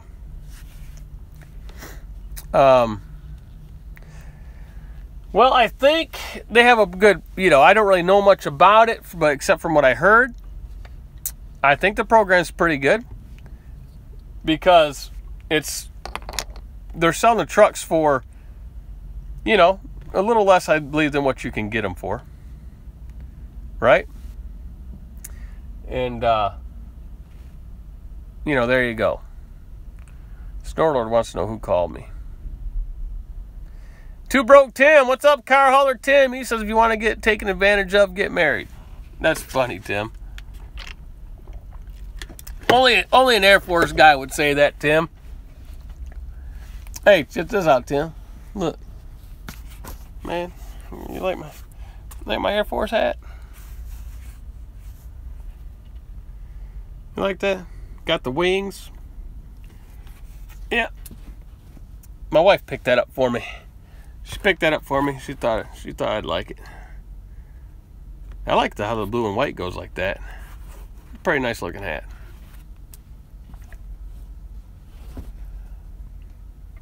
All right, so. Well, cool, Jay. Yeah. 811XO, right? Yeah, we know Too Broke Tim. You're not too broke because you're getting a pension. You're getting your military pension, man. So we all know that. And Tim, what'd you retire as? Tech Sergeant? Master Sergeant? Because I know your money you're getting. You tell me which one you retired at, and I got your dollar amount, buddy. I won't tell nobody, but I have your dollar amount. You know what I'm saying, Tim? You have any light trucking hats or shirts yet? Well, yes. Gear Grabber has a light trucking. Oh, Tech Sergeant. I'm not going to give the amount you make, Tim. That's okay. So, Gear Grabber has a light trucking hat. Don't you, Gear Grabber?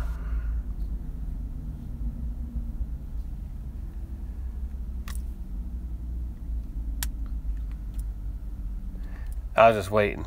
He had one made. I was going to get some made up, but I'm going to get shirts. See, he wants a shirt, so I'm going to get some shirts made up.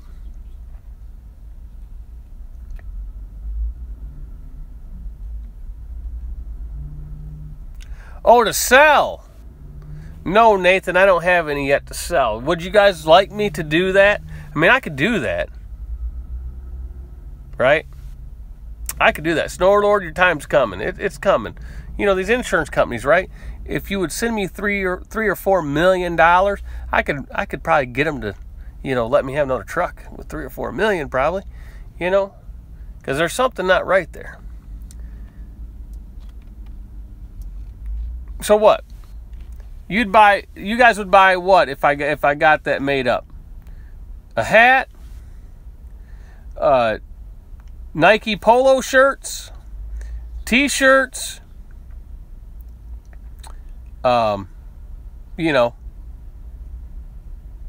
I could have stuff done if people really wanted it.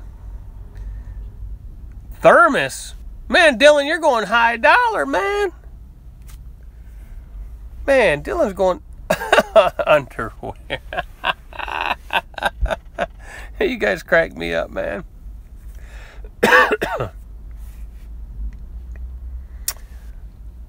Socks, coffee mugs, socks, keychains, all this stuff. Tote bags, laundry bags, all that. Oh Lord. Anyway, I will do that. I have a light trucking jacket here, but it doesn't have a logo on it. I do have that. So, I was going to order some shirts. I was going to order some Nike polo shirts. Because, Gear Grabber wants a Nike shirt. Or not a Nike. He don't care if it's Nike. He just wants a polo shirt, right? He just wants a polo shirt. So, I was thinking about getting some polo shirts, but I was also thinking about doing some T-shirts too.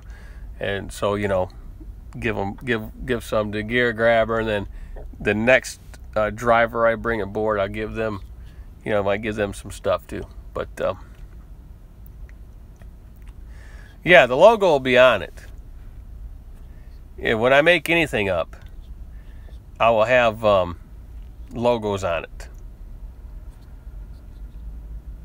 So the logo will be on there. But Benny, there's your number to fight with. Just round that up, man. Round that number up. Round that number up and start at 500 a week for FML. Start right there. See what you get. That's the number you want to start at. And, you know, let them know what's going on. And I'll tell you what, Benny. Email me your phone number. I'll call you up. And you go and talk to that dealer. And if he says no way, put me on a three-way call with that guy.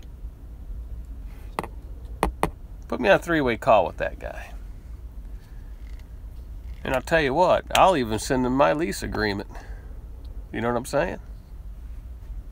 Prove him wrong. Isn't that right? So anyway, there we go. What's Anita saying over there?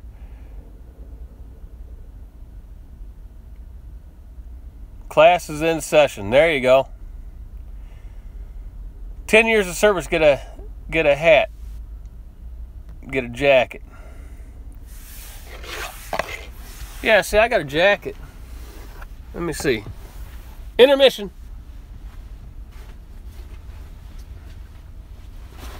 So I got a jacket right here. I don't have the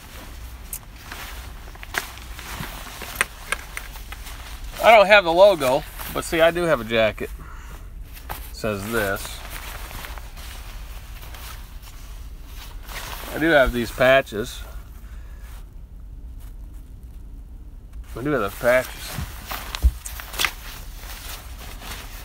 And so forth.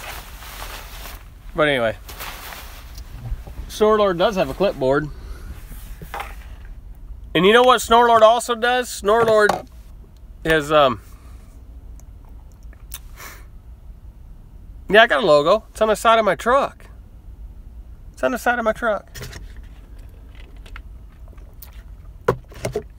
on the side of the truck, man. And it's on Gear Grabber's hat. So if you see Gear Grabber, just look at his hat. I don't even have one.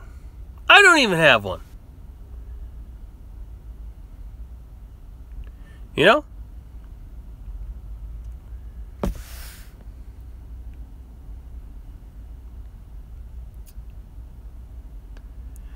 How much did I put down? Well, on my full maintenance lease, it works like this. I had to put down, what it is, it's actually 2 payments. So if your payment's $1,800 a month, my dealer says put down $3,600. Now what that does for you is this. The way my dealer works is, okay. So example, I'll show you how much and how it works. And see, here's the thing about this. Each dealer's different, right? Because it's through them, right? So, for example, if this truck was $2,000 a month plus mileage, here's what the dealer's going to want. They're going to want $4,000 down. Now, on this $4,000, what that is a $2,000 security deposit and $2,000 for the first month.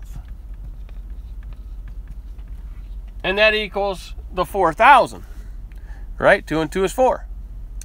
So when you get to the end of the full maintenance lease, if you don't want to buy the truck and you just give them back, you get your $2,000 security deposit back. You get that back.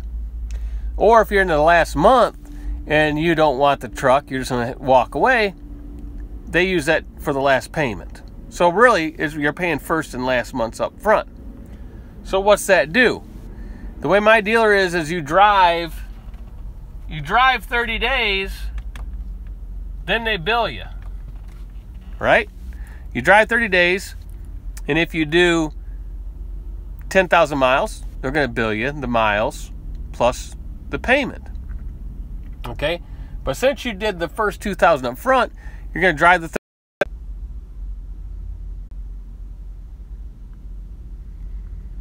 I don't know who this 877 number is. I'm gonna ban them. All right, so you drive the 30 days, and you get billed, right? Mileage plus your payments. Well, you already paid the first month up front. So actually, you drive the 30 days. If you did 10,000 miles, you're gonna pay $600 your first month, right? Then you're gonna drive another 30 days. Then they're gonna bill you $2,000 plus your mileage. And then you're going to pay that. So after you do the initial security deposit and first month down, you will not get a payment for 2 solid months, right? After the first month, you'll get a bill, which my dealer didn't even bill me for this. He put it all on that. I drove 2 solid months, and then he billed me for my miles on the first month and my miles on the second month with the $2,000 payment. So I actually got 2 months I rolled down the road without having to pay another bill, which really made it, really made it nice, because you pay this right here, you go 60 days, and then they give you a bill, and then you have until the end of that next month to pay. So you actually got 90 days actually before you come up with another payment. What's up, Whamma Jamma? Yeah, old Pappy in the house. How's Gracie doing? How's that old bulldog doing? And old Whamma Jamma's probably sitting in a Wally World parking lot somewhere.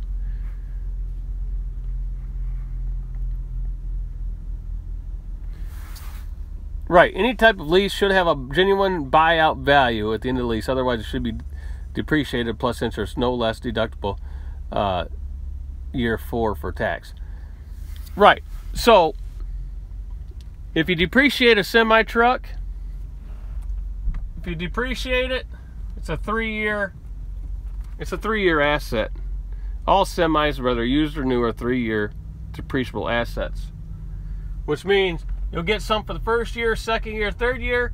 In the 4th year, you get a little bit, right? You'll get a little bit. So if this was a $60,000 deal, it would look something like this. I don't have the exact numbers, but it would look something like this. You would have probably 15,000, 25, and 12, and then 8. That would be like your depreciation schedule. Something like that, right? Or a little lower. This could be on 60,000, $3,000, and then 18, and so forth and so forth. It'll equal out to that at the end anyway. All right, now, so you get a little bit on the 4th, but here's where they get you. If people are leasing a truck, like Lone Mountain, right? Lone Mountain, they call it a lease. It's not a lease, friend. It's not a lease, folks. Lone Mountain Trucking is not a lease, because a lease is, if it's a 5-year lease, at the end of that 5 years, there's got to be a value to buy that truck. It can't be 0. Lone Mountain's 0. So it's not a real lease. It's a buy. You need to depreciate that truck because it's not a real lease. Definition of a lease is, at the end of the lease, you have a fair market value price that you have to pay. 0 is not a fair market value on a semi-truck of 5 years old. Can't get one for no money. They'll cost you 40, 50, 60,000 depending on the truck. So, like this lease, right? This lease, every year, well, what they do is, I got 60 payments, 1 through 60, right? Here's 30, here's 1. On the 10th payment, I look across on my amortization schedule, and if it says it's 105,000, that's what I could buy the truck for. At the 60 one, if it's 40, that's what I could buy the truck for, right? So there's a value at the end. It's going to be close to fair market value, right? So that is a real lease. So if you don't have a real lease, then you got to depreciate and take the depreciation plus the interest you pay, write that off. If it's a real lease where you have a buyout, like a Schneider Finance lease, where you pay 3 years and the buyout's 55, 60, 65,000, whatever it is, that's a real lease. You can deduct all your lease payments and everything, and you're good to go. And then if you buy it out, then you can depreciate that buyout for 3 years, right? You cannot have a lease that's called a lease and have the buyout at $0. That's not a lease. That's a conventional financing, but they just call it that for their purposes. But anyway, what do I know? Roll Tide, right? This video is brought to you by Craig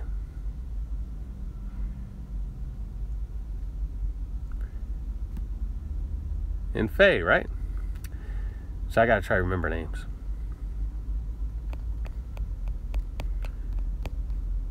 Watsons, anyway. There we go. Am I buffering again? Yes, J Rose says, can you walk away before 60? Yes, you can. Here's what happens. It is a walk-away lease, per se. Here's what happens. On a full maintenance lease, right? What happens is, let's say I drive the truck for a year and I want to walk away.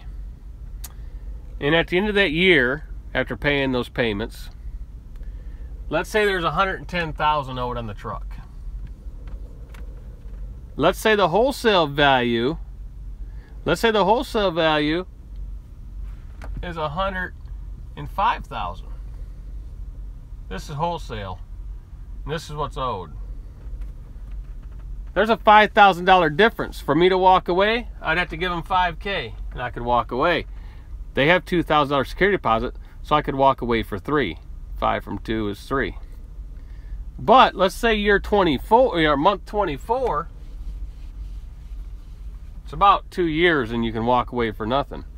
Now, month 24, let's say there's $80K owed on it, and it's worth $80K. You know, the wholesale compared to what is owed. You could walk away, and they give you your $2,000 back. You walk away for nothing.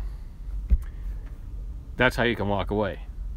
Usually, the 2-year mark is your break-even point on a full maintenance lease, and you can walk away and it doesn't cost you a thing. You just walk away from it. But before that, there's a value that you would have to pay. You know. So it's not like if you're buying a truck and you're underwater for about 3 years, 3 or more years, sometimes 4 years on a purchase, depending on your interest rate and everything else, and the market, you know, the market. You know, same thing with a truck. You know, you give it back, but see, the problem with walking away from a truck that is financed through a bank, they're going to send it to an auction. So if you owe $100,000 on it and they get 50 from the auction, you're going to owe them $50,000. That's what they're going to come back at you for. The full maintenance lease is different. You're going to hand it back to that dealer, and he's going to go and full maintenance lease it to somebody else.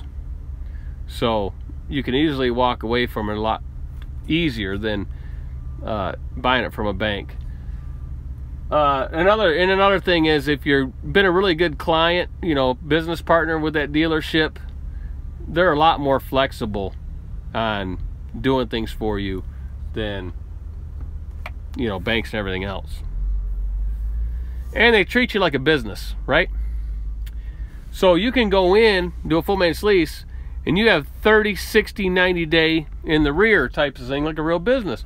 So if they say your payment's due on the 10th, you got till the 10th of the next month to make that payment. If you go past that, now you're going towards the 60 day in the rear. They do not report that to the credit bureau. You're a business. They just charge you $25, $30, whatever their fee is, because you're in the rear. So that's the difference. A bank, you go 30 days past due, they're going to hit your credit report and all kind of stuff. And not only does that hurt you in that aspect of it, a lot of these credit card companies monitor those credit reports. And if they see you paid one person late, they all jack up the interest. What's Gear Grabber saying? He says, and yes, for you guys at Schneider, you can walk away from your lease. He did it. Michael Dowd says, my Penske lease is a 3 TR truck and trailer straight lease with maintenance cost $2,800 a month. 3 TR, what is that? 3-year truck and trailer straight lease? Yeah, Michael Dowd's doing a Penske lease. And he's doing tractor, trailer, with maintenance, $2,800 a month. That's a good deal. I don't know if he's got a brand new tractor trailer. It might be a used tractor trailer. I'm not sure. But at $2,800 for a tractor and trailer, that's a good deal.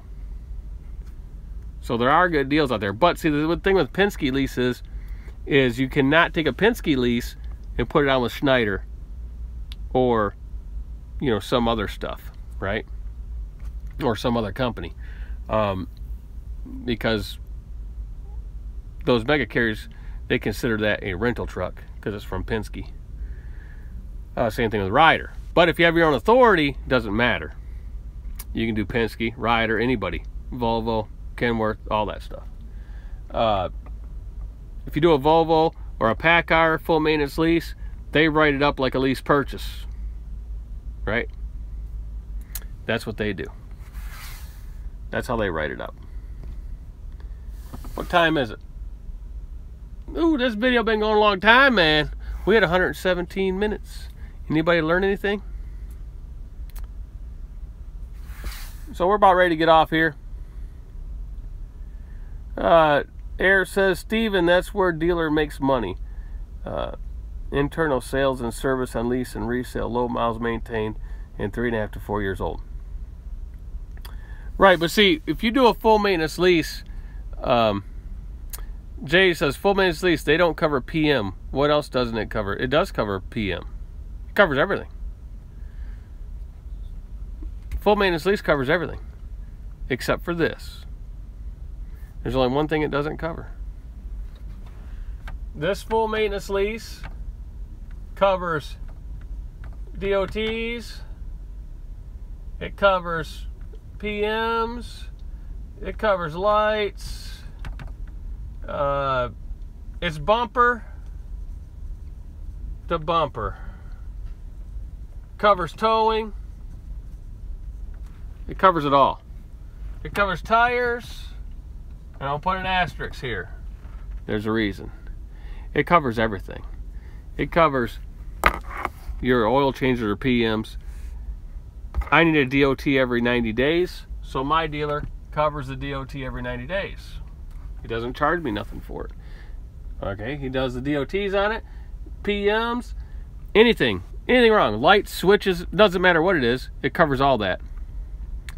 Right? Tires, covers all tires except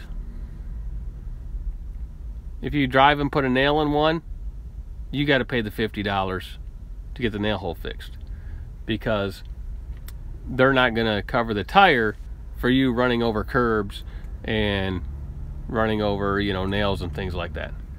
But when the tires wear out and they're time to be changed, the tires are included. So like these, the rear tires are at 5 and 6/30 seconds. Winter time's coming. My dealer knows I'm in the Midwest, so he says it's not safe to run up here with the tread getting down there instead of getting down to the 3 or 4, you know, mark where they like it. He's gonna put the drive tires will be put on this truck before winter hits. Same thing for the steers. Right, like my steers. The last steers only had 60,000 miles on them. There's something wrong with the front end. So they go in and they check the front end out. They did an alignment. They put brand new steers on it. Didn't cost me a dime. There was over $2,000 of the work done on the front end of that truck. And they still didn't find the problem, right? They still can't find it. So about every 80,000 miles in this truck, they put a whole new set of steers. They don't know what's causing it.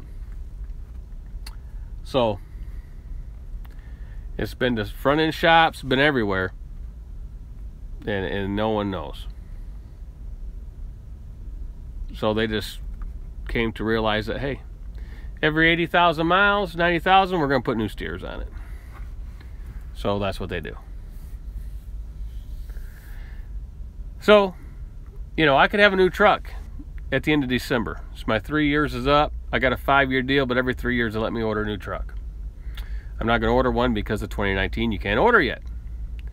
So I will wait until next year sometime when you can order 2019, the new style, and I'll order a new one. And that's what I'll do. And I'm going to have it for less money, because when I order the new one, I'm not going to put a APU on it. I'm going to order it without the APU.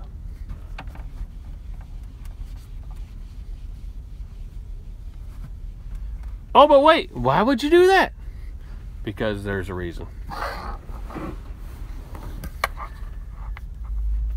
Does Freightliner do full maintenance leases? The last I've heard, they didn't. They were talking about starting it. They do it for large fleets, if you want 30, 40, 50 trucks, stuff like that. But for the individual, they weren't doing it. I've heard that they're going to start doing it. I'm not sure on that rumor. Okay, why no APU? Well, here's the reason why. I can put a big inverter in here. I got one. I have the APU that gives me 6,000 watts of power. I got to look at the cost factor, right? They cost $9,000. All right. I don't drive that many miles, okay? And I live in the Midwest. So how many times do I have to run that APU for air conditioning? Not very often. So I'm only out Monday through Friday. So if you look at the summertime months where it's really hot, not very often. So if I did idle this truck, it's not very often. And, you know, is it worth the extra money? Because the APU is mine if I want it, because I pay separate for the APU. Because I put it on the truck. I can take it with me. Which I'll probably just, you know, take it off myself and stick it on the other truck.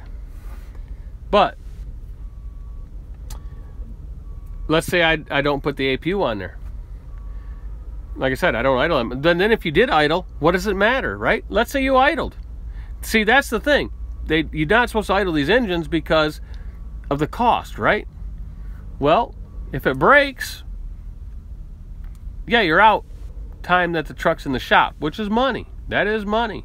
So you got to factor that in too on the APU cost. But if you only have to idle, you know, a couple times here and there, it's not going to hurt that motor. Because you're not doing it all the time, right? You're not doing it all the time. And if you happen to have a big inverter and you run the batteries down, right, and your truck don't start in the morning, guess what the full maintenance lease does? It covers them to send out a service truck to jump your truck and charge your batteries. There's no charge to you. It doesn't matter if you left the inverter on, that's what caused the problem. They just send out a truck to jump your truck.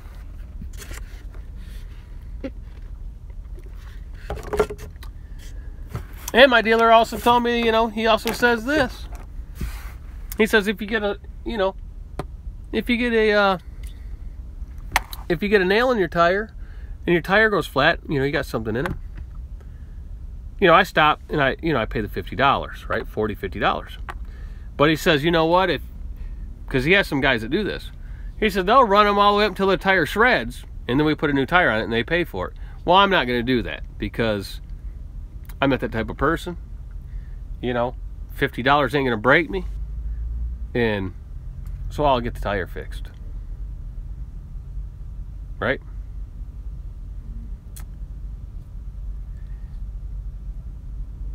$9,000 will equate, well, it's around 9,500 or so, but real fast numbers, it's going to equate to about roughly $200 a week. That's roughly 180, 200 bucks a week. That's going to be the rough breakdown.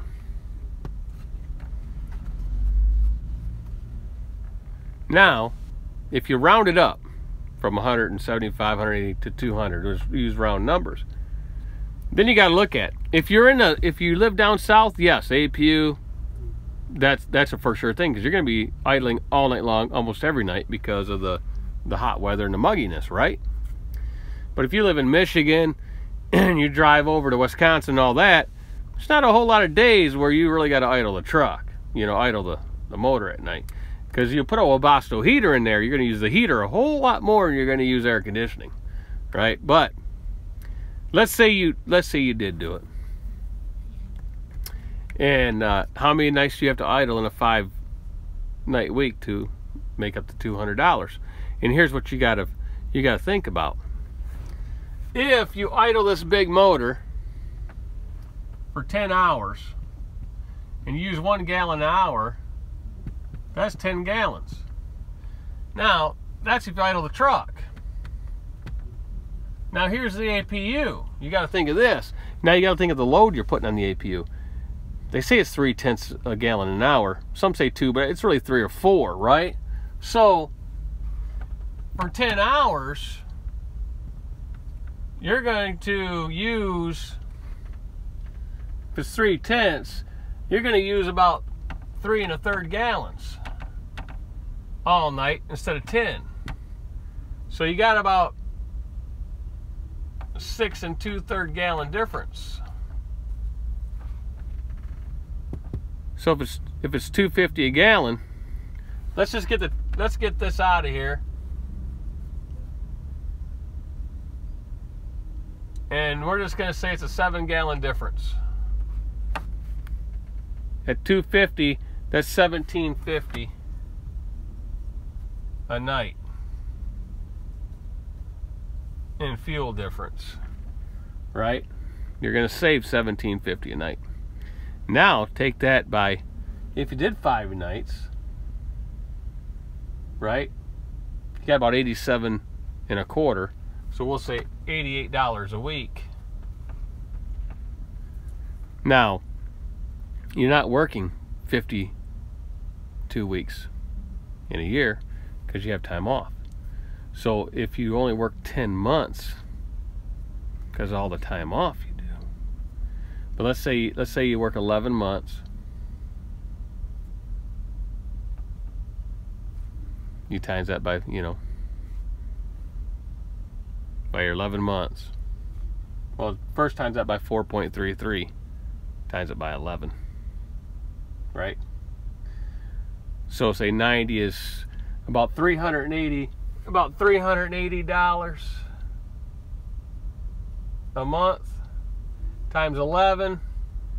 Yeah, it's about $4K a year. So it's going to take you around 2.5 years, and you'll break even.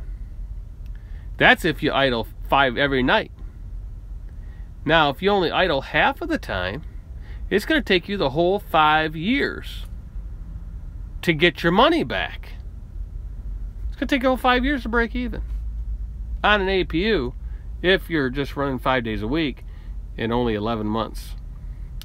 But then, see, that's running APU every night for the 5 times. It's going to take you the whole 5 years to zero out the cost of the APU. Now, wintertime you're using Webasto heater, so you're not even using the APU at that time. So then you got to go to the summer. How many do it? So actually, you're not going to get back the money on the APU. So it comes down to comfortability. I like the APU so I can cook and do all that stuff. Don't have to worry about the batteries not starting, because I do put that on the figure that, you know what, yes, I'm paying for the APU a little more than what, you know, than what I really need it, but I take into effect this: if I idle that engine all the time for those times and that breaks, if it goes in the shop for 3 or 4 days, that could be $3,000 or $4,000 in lost revenue. Wow, it only happens twice. I paid for the APU, didn't I? Paid for the APU. So that's why I have the APU. One, I have hardly no downtime. I don't have problems with the exhaust, you know. I don't have no problems with the DEF stuff.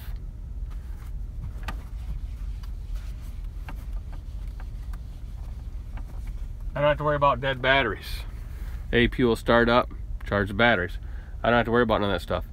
I don't have to worry about getting in a cold truck or cold engines or starting the winter, because I can have it start up and run while I'm at home and do its little thing, and you know. So if I get the APU on the next time or not, I don't know. I'm gonna really think it over, because it really depends on my operation I got going then, right? It depends on how many trucks I have leased on and all kinds of things, because it depends on how much more, you know, am I going to be out on the road the whole time, or am I going to only be out on the road half the time, and the other half the time I'm doing a whole lot of paperwork and all that other stuff. So that's what I got to look at. There's a lot of things in the equation of whether to have it or not. So this is done. We're done with that. We're going to throw these in here.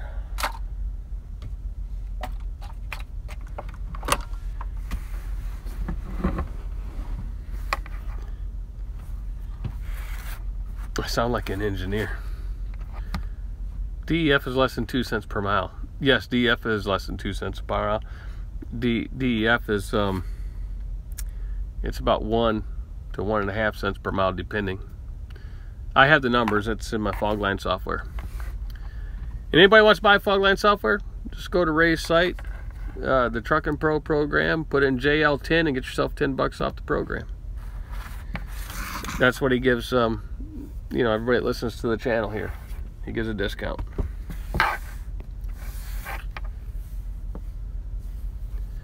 Right, Brian, and if I get a brokerage license, I'm thinking about that too. Well, I could wear this. When it gets colder out, I'm going to have to put this one on. See that? There you go. But I've been working hard, man. I had to work hard today. I had 200 miles. I did my 200 miles today. Delivered my load. Came 3 miles up the street to the truck stop. And I pick up 18 miles down the road in the morning. And that load goes 114 miles. So I'll be working hard again tomorrow. Now I'm going to wait to make sure the load I can deliver the load. He said I can drive it straight through. But I won't pick another load until I get there and they're unloading me. Then I will do that. Where is your Tennessee shirt? Well, Adam, probably because you didn't send me one. That's probably why it's not in the truck.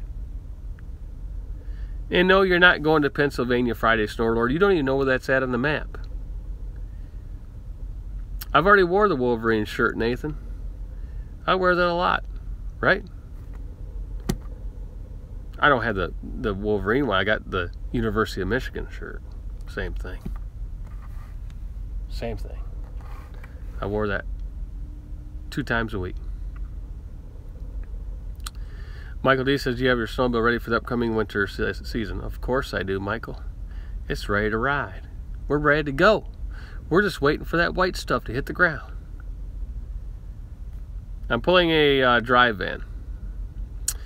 Joshua says, I wanted to lease on to you one day. I love tanker work, food grade. this if you were into the part of trucking. There's nothing wrong with tankers. It's just that you have a lot of deadhead miles and stuff, you know. Other than that, tanker freight pays really good money, because a lot of times, you know, they deadhead all the way back to where, you know, to their house, where their freight comes from. Does Fogline and Keller have redundant back office data spreadsheets? What do you mean redundant back office data spreadsheets? No, Keller's not one to give you, you know, that's not the one to put all your trucking stuff in there and get cost per mile and all that. That's not what that one's for. Keller's for, it's back office to run a trucking business, as of to keep you totally legal for driver management, vehicle management, and so forth. Fogline software is to, you know, do that. Backing up of data, well, yeah, you got to back up your data. I mean, you know, if you put it in Fogline software, then of course you put it on one or two thumb drives. You back your data up in 2 different places. So in case something happens to your computer, you can always just move it to another computer, and so forth. And the same thing for, you know, the Keller stuff, their back office. You can send yourself PDF files of everything you have, and that way you have it in PDF format.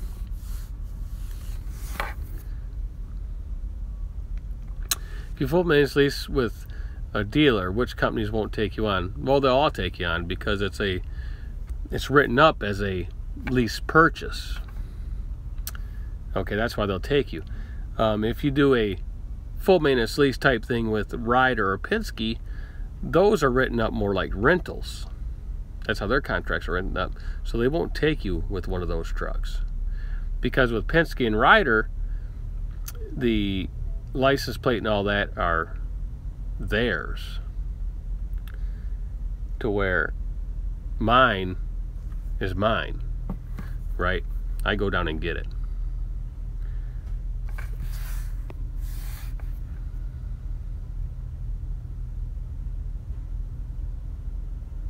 Yes, Fogline, he does. Yes, it does use MS Access. That's correct. And so you can always get the data.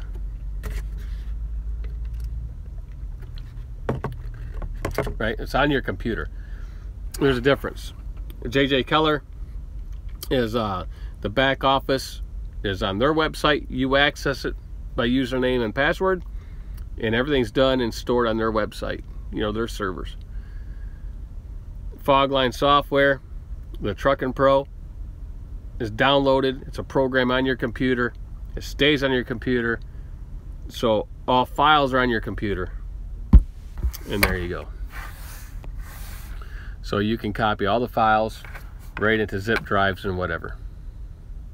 Craig, you see that, baby? You see that, Craig? There you go. I told you. You know. Hey, you sent it? Well, you know your lovely wife sent it, not you. But, you know, we gave her all the credit earlier. But there you go. So what do you think? All right, so Jeff, does your full maintenance lease pay for your plates? Well, Benny, see, there's another thing. It can if I want it to, right? My dealer offers the whole package. All right? You give you you can do the plates. They can do the IFTA for you. They can do everything. Plates, IFTA. And so all you worried about is putting your name on the side of the truck and roll down the road. And they'll file the IFTA and everything for you. You know, they have the whole operation. They do the 2290, everything, plates. You know, they can do all that.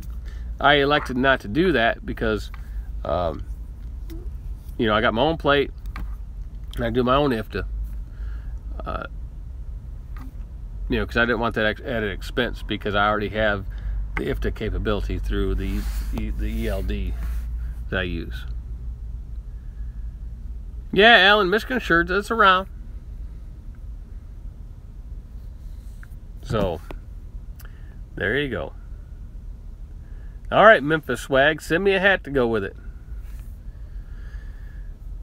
It says, hi Jeff, looking to get my truck and trailer and lease to a company. Did they let me work like 4 days a week? Will they let you work 4 days a week? Well, any company, if you have your own truck and trailer, should be able to work as much as you want or as little as you want. I use JJ Keller. That's who I use. That's who I use.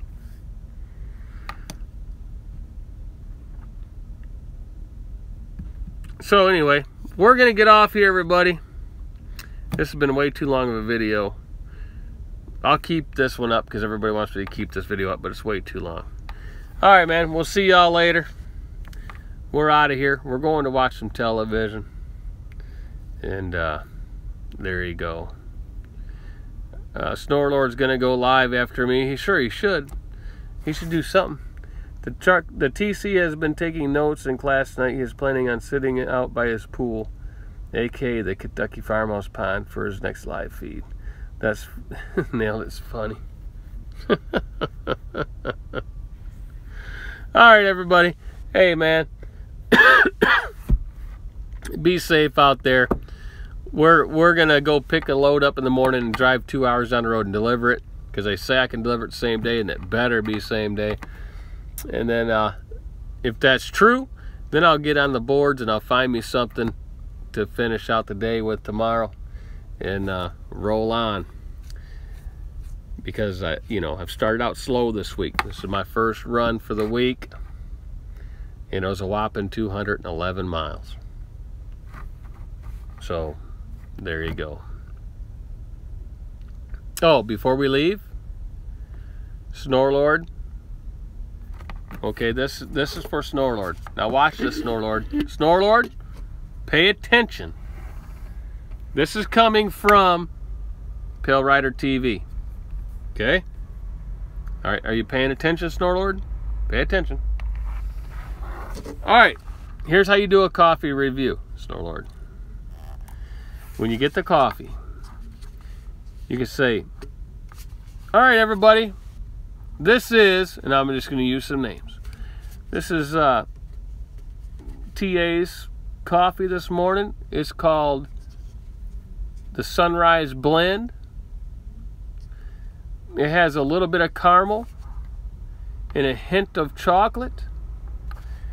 And you always get your coffee black, so there's nothing else in there to, take the smell and taste away, so you get the true flavor of the coffee. So that's the blend we're trying this morning. Here, let me see. Oh yes, I can smell a little bit of the caramel. Nah, not so much the chocolate. All right, let's roll it around here a little bit. Now let's take a taste.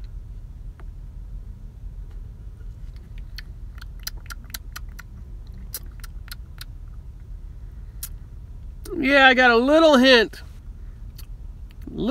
of the chocolate. Couldn't really taste the caramel. Yeah, I'll give it a 6 out of 10 because, wait a minute. Let me check it again.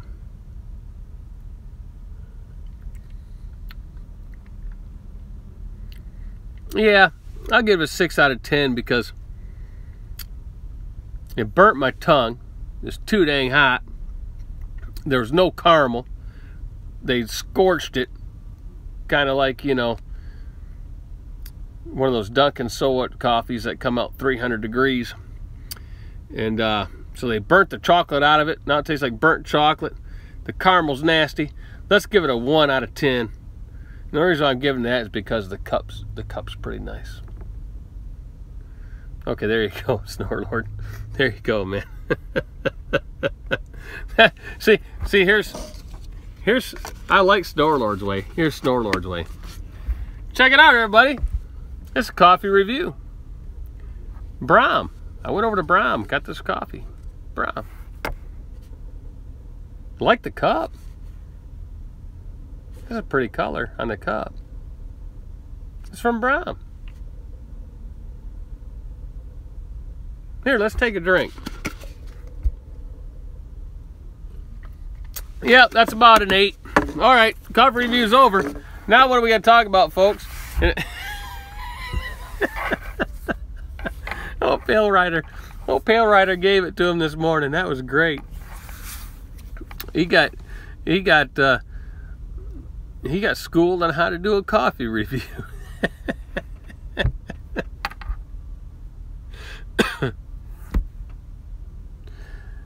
All right, man. That's for Snorlord Coffee Club. That's right. Hey, you know what we ought to do? Snorlord ought to make coffee cups with the big letter S, right? The coffee mugs. I'd buy one. Because I'd go and fill it up every day. I'd be using a Snorlord coffee cup. That'd be awesome. What do you think, Snorlord? I think you got to get in the cup business, my friend. Yeah. Yeah, I'd buy one. I would buy one. And you know what else you could do? You could throw in a copy of the CD with it. I'd definitely buy it then, since I can't get a copy from you. All right. Yes. Yes, everybody will buy it to help you pay for a trailer. They will buy a Snorlord coffee cup. I guarantee it they will. Right?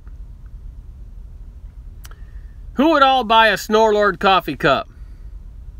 Especially if it came with a CD of his famous music. Because he is really good. He's a really good singer. The boy could sing. Who would buy that? Who would buy a Snorlord coffee cup if it came with some apnea music in his new group? Right there, Hazen would buy $100 a cup. There you go, Snorlord. You are 300th of a way to a trailer. Right? That's if you get a $30,000 trailer. So this looks more like a Green Bay Packers cup instead of a Subway cup.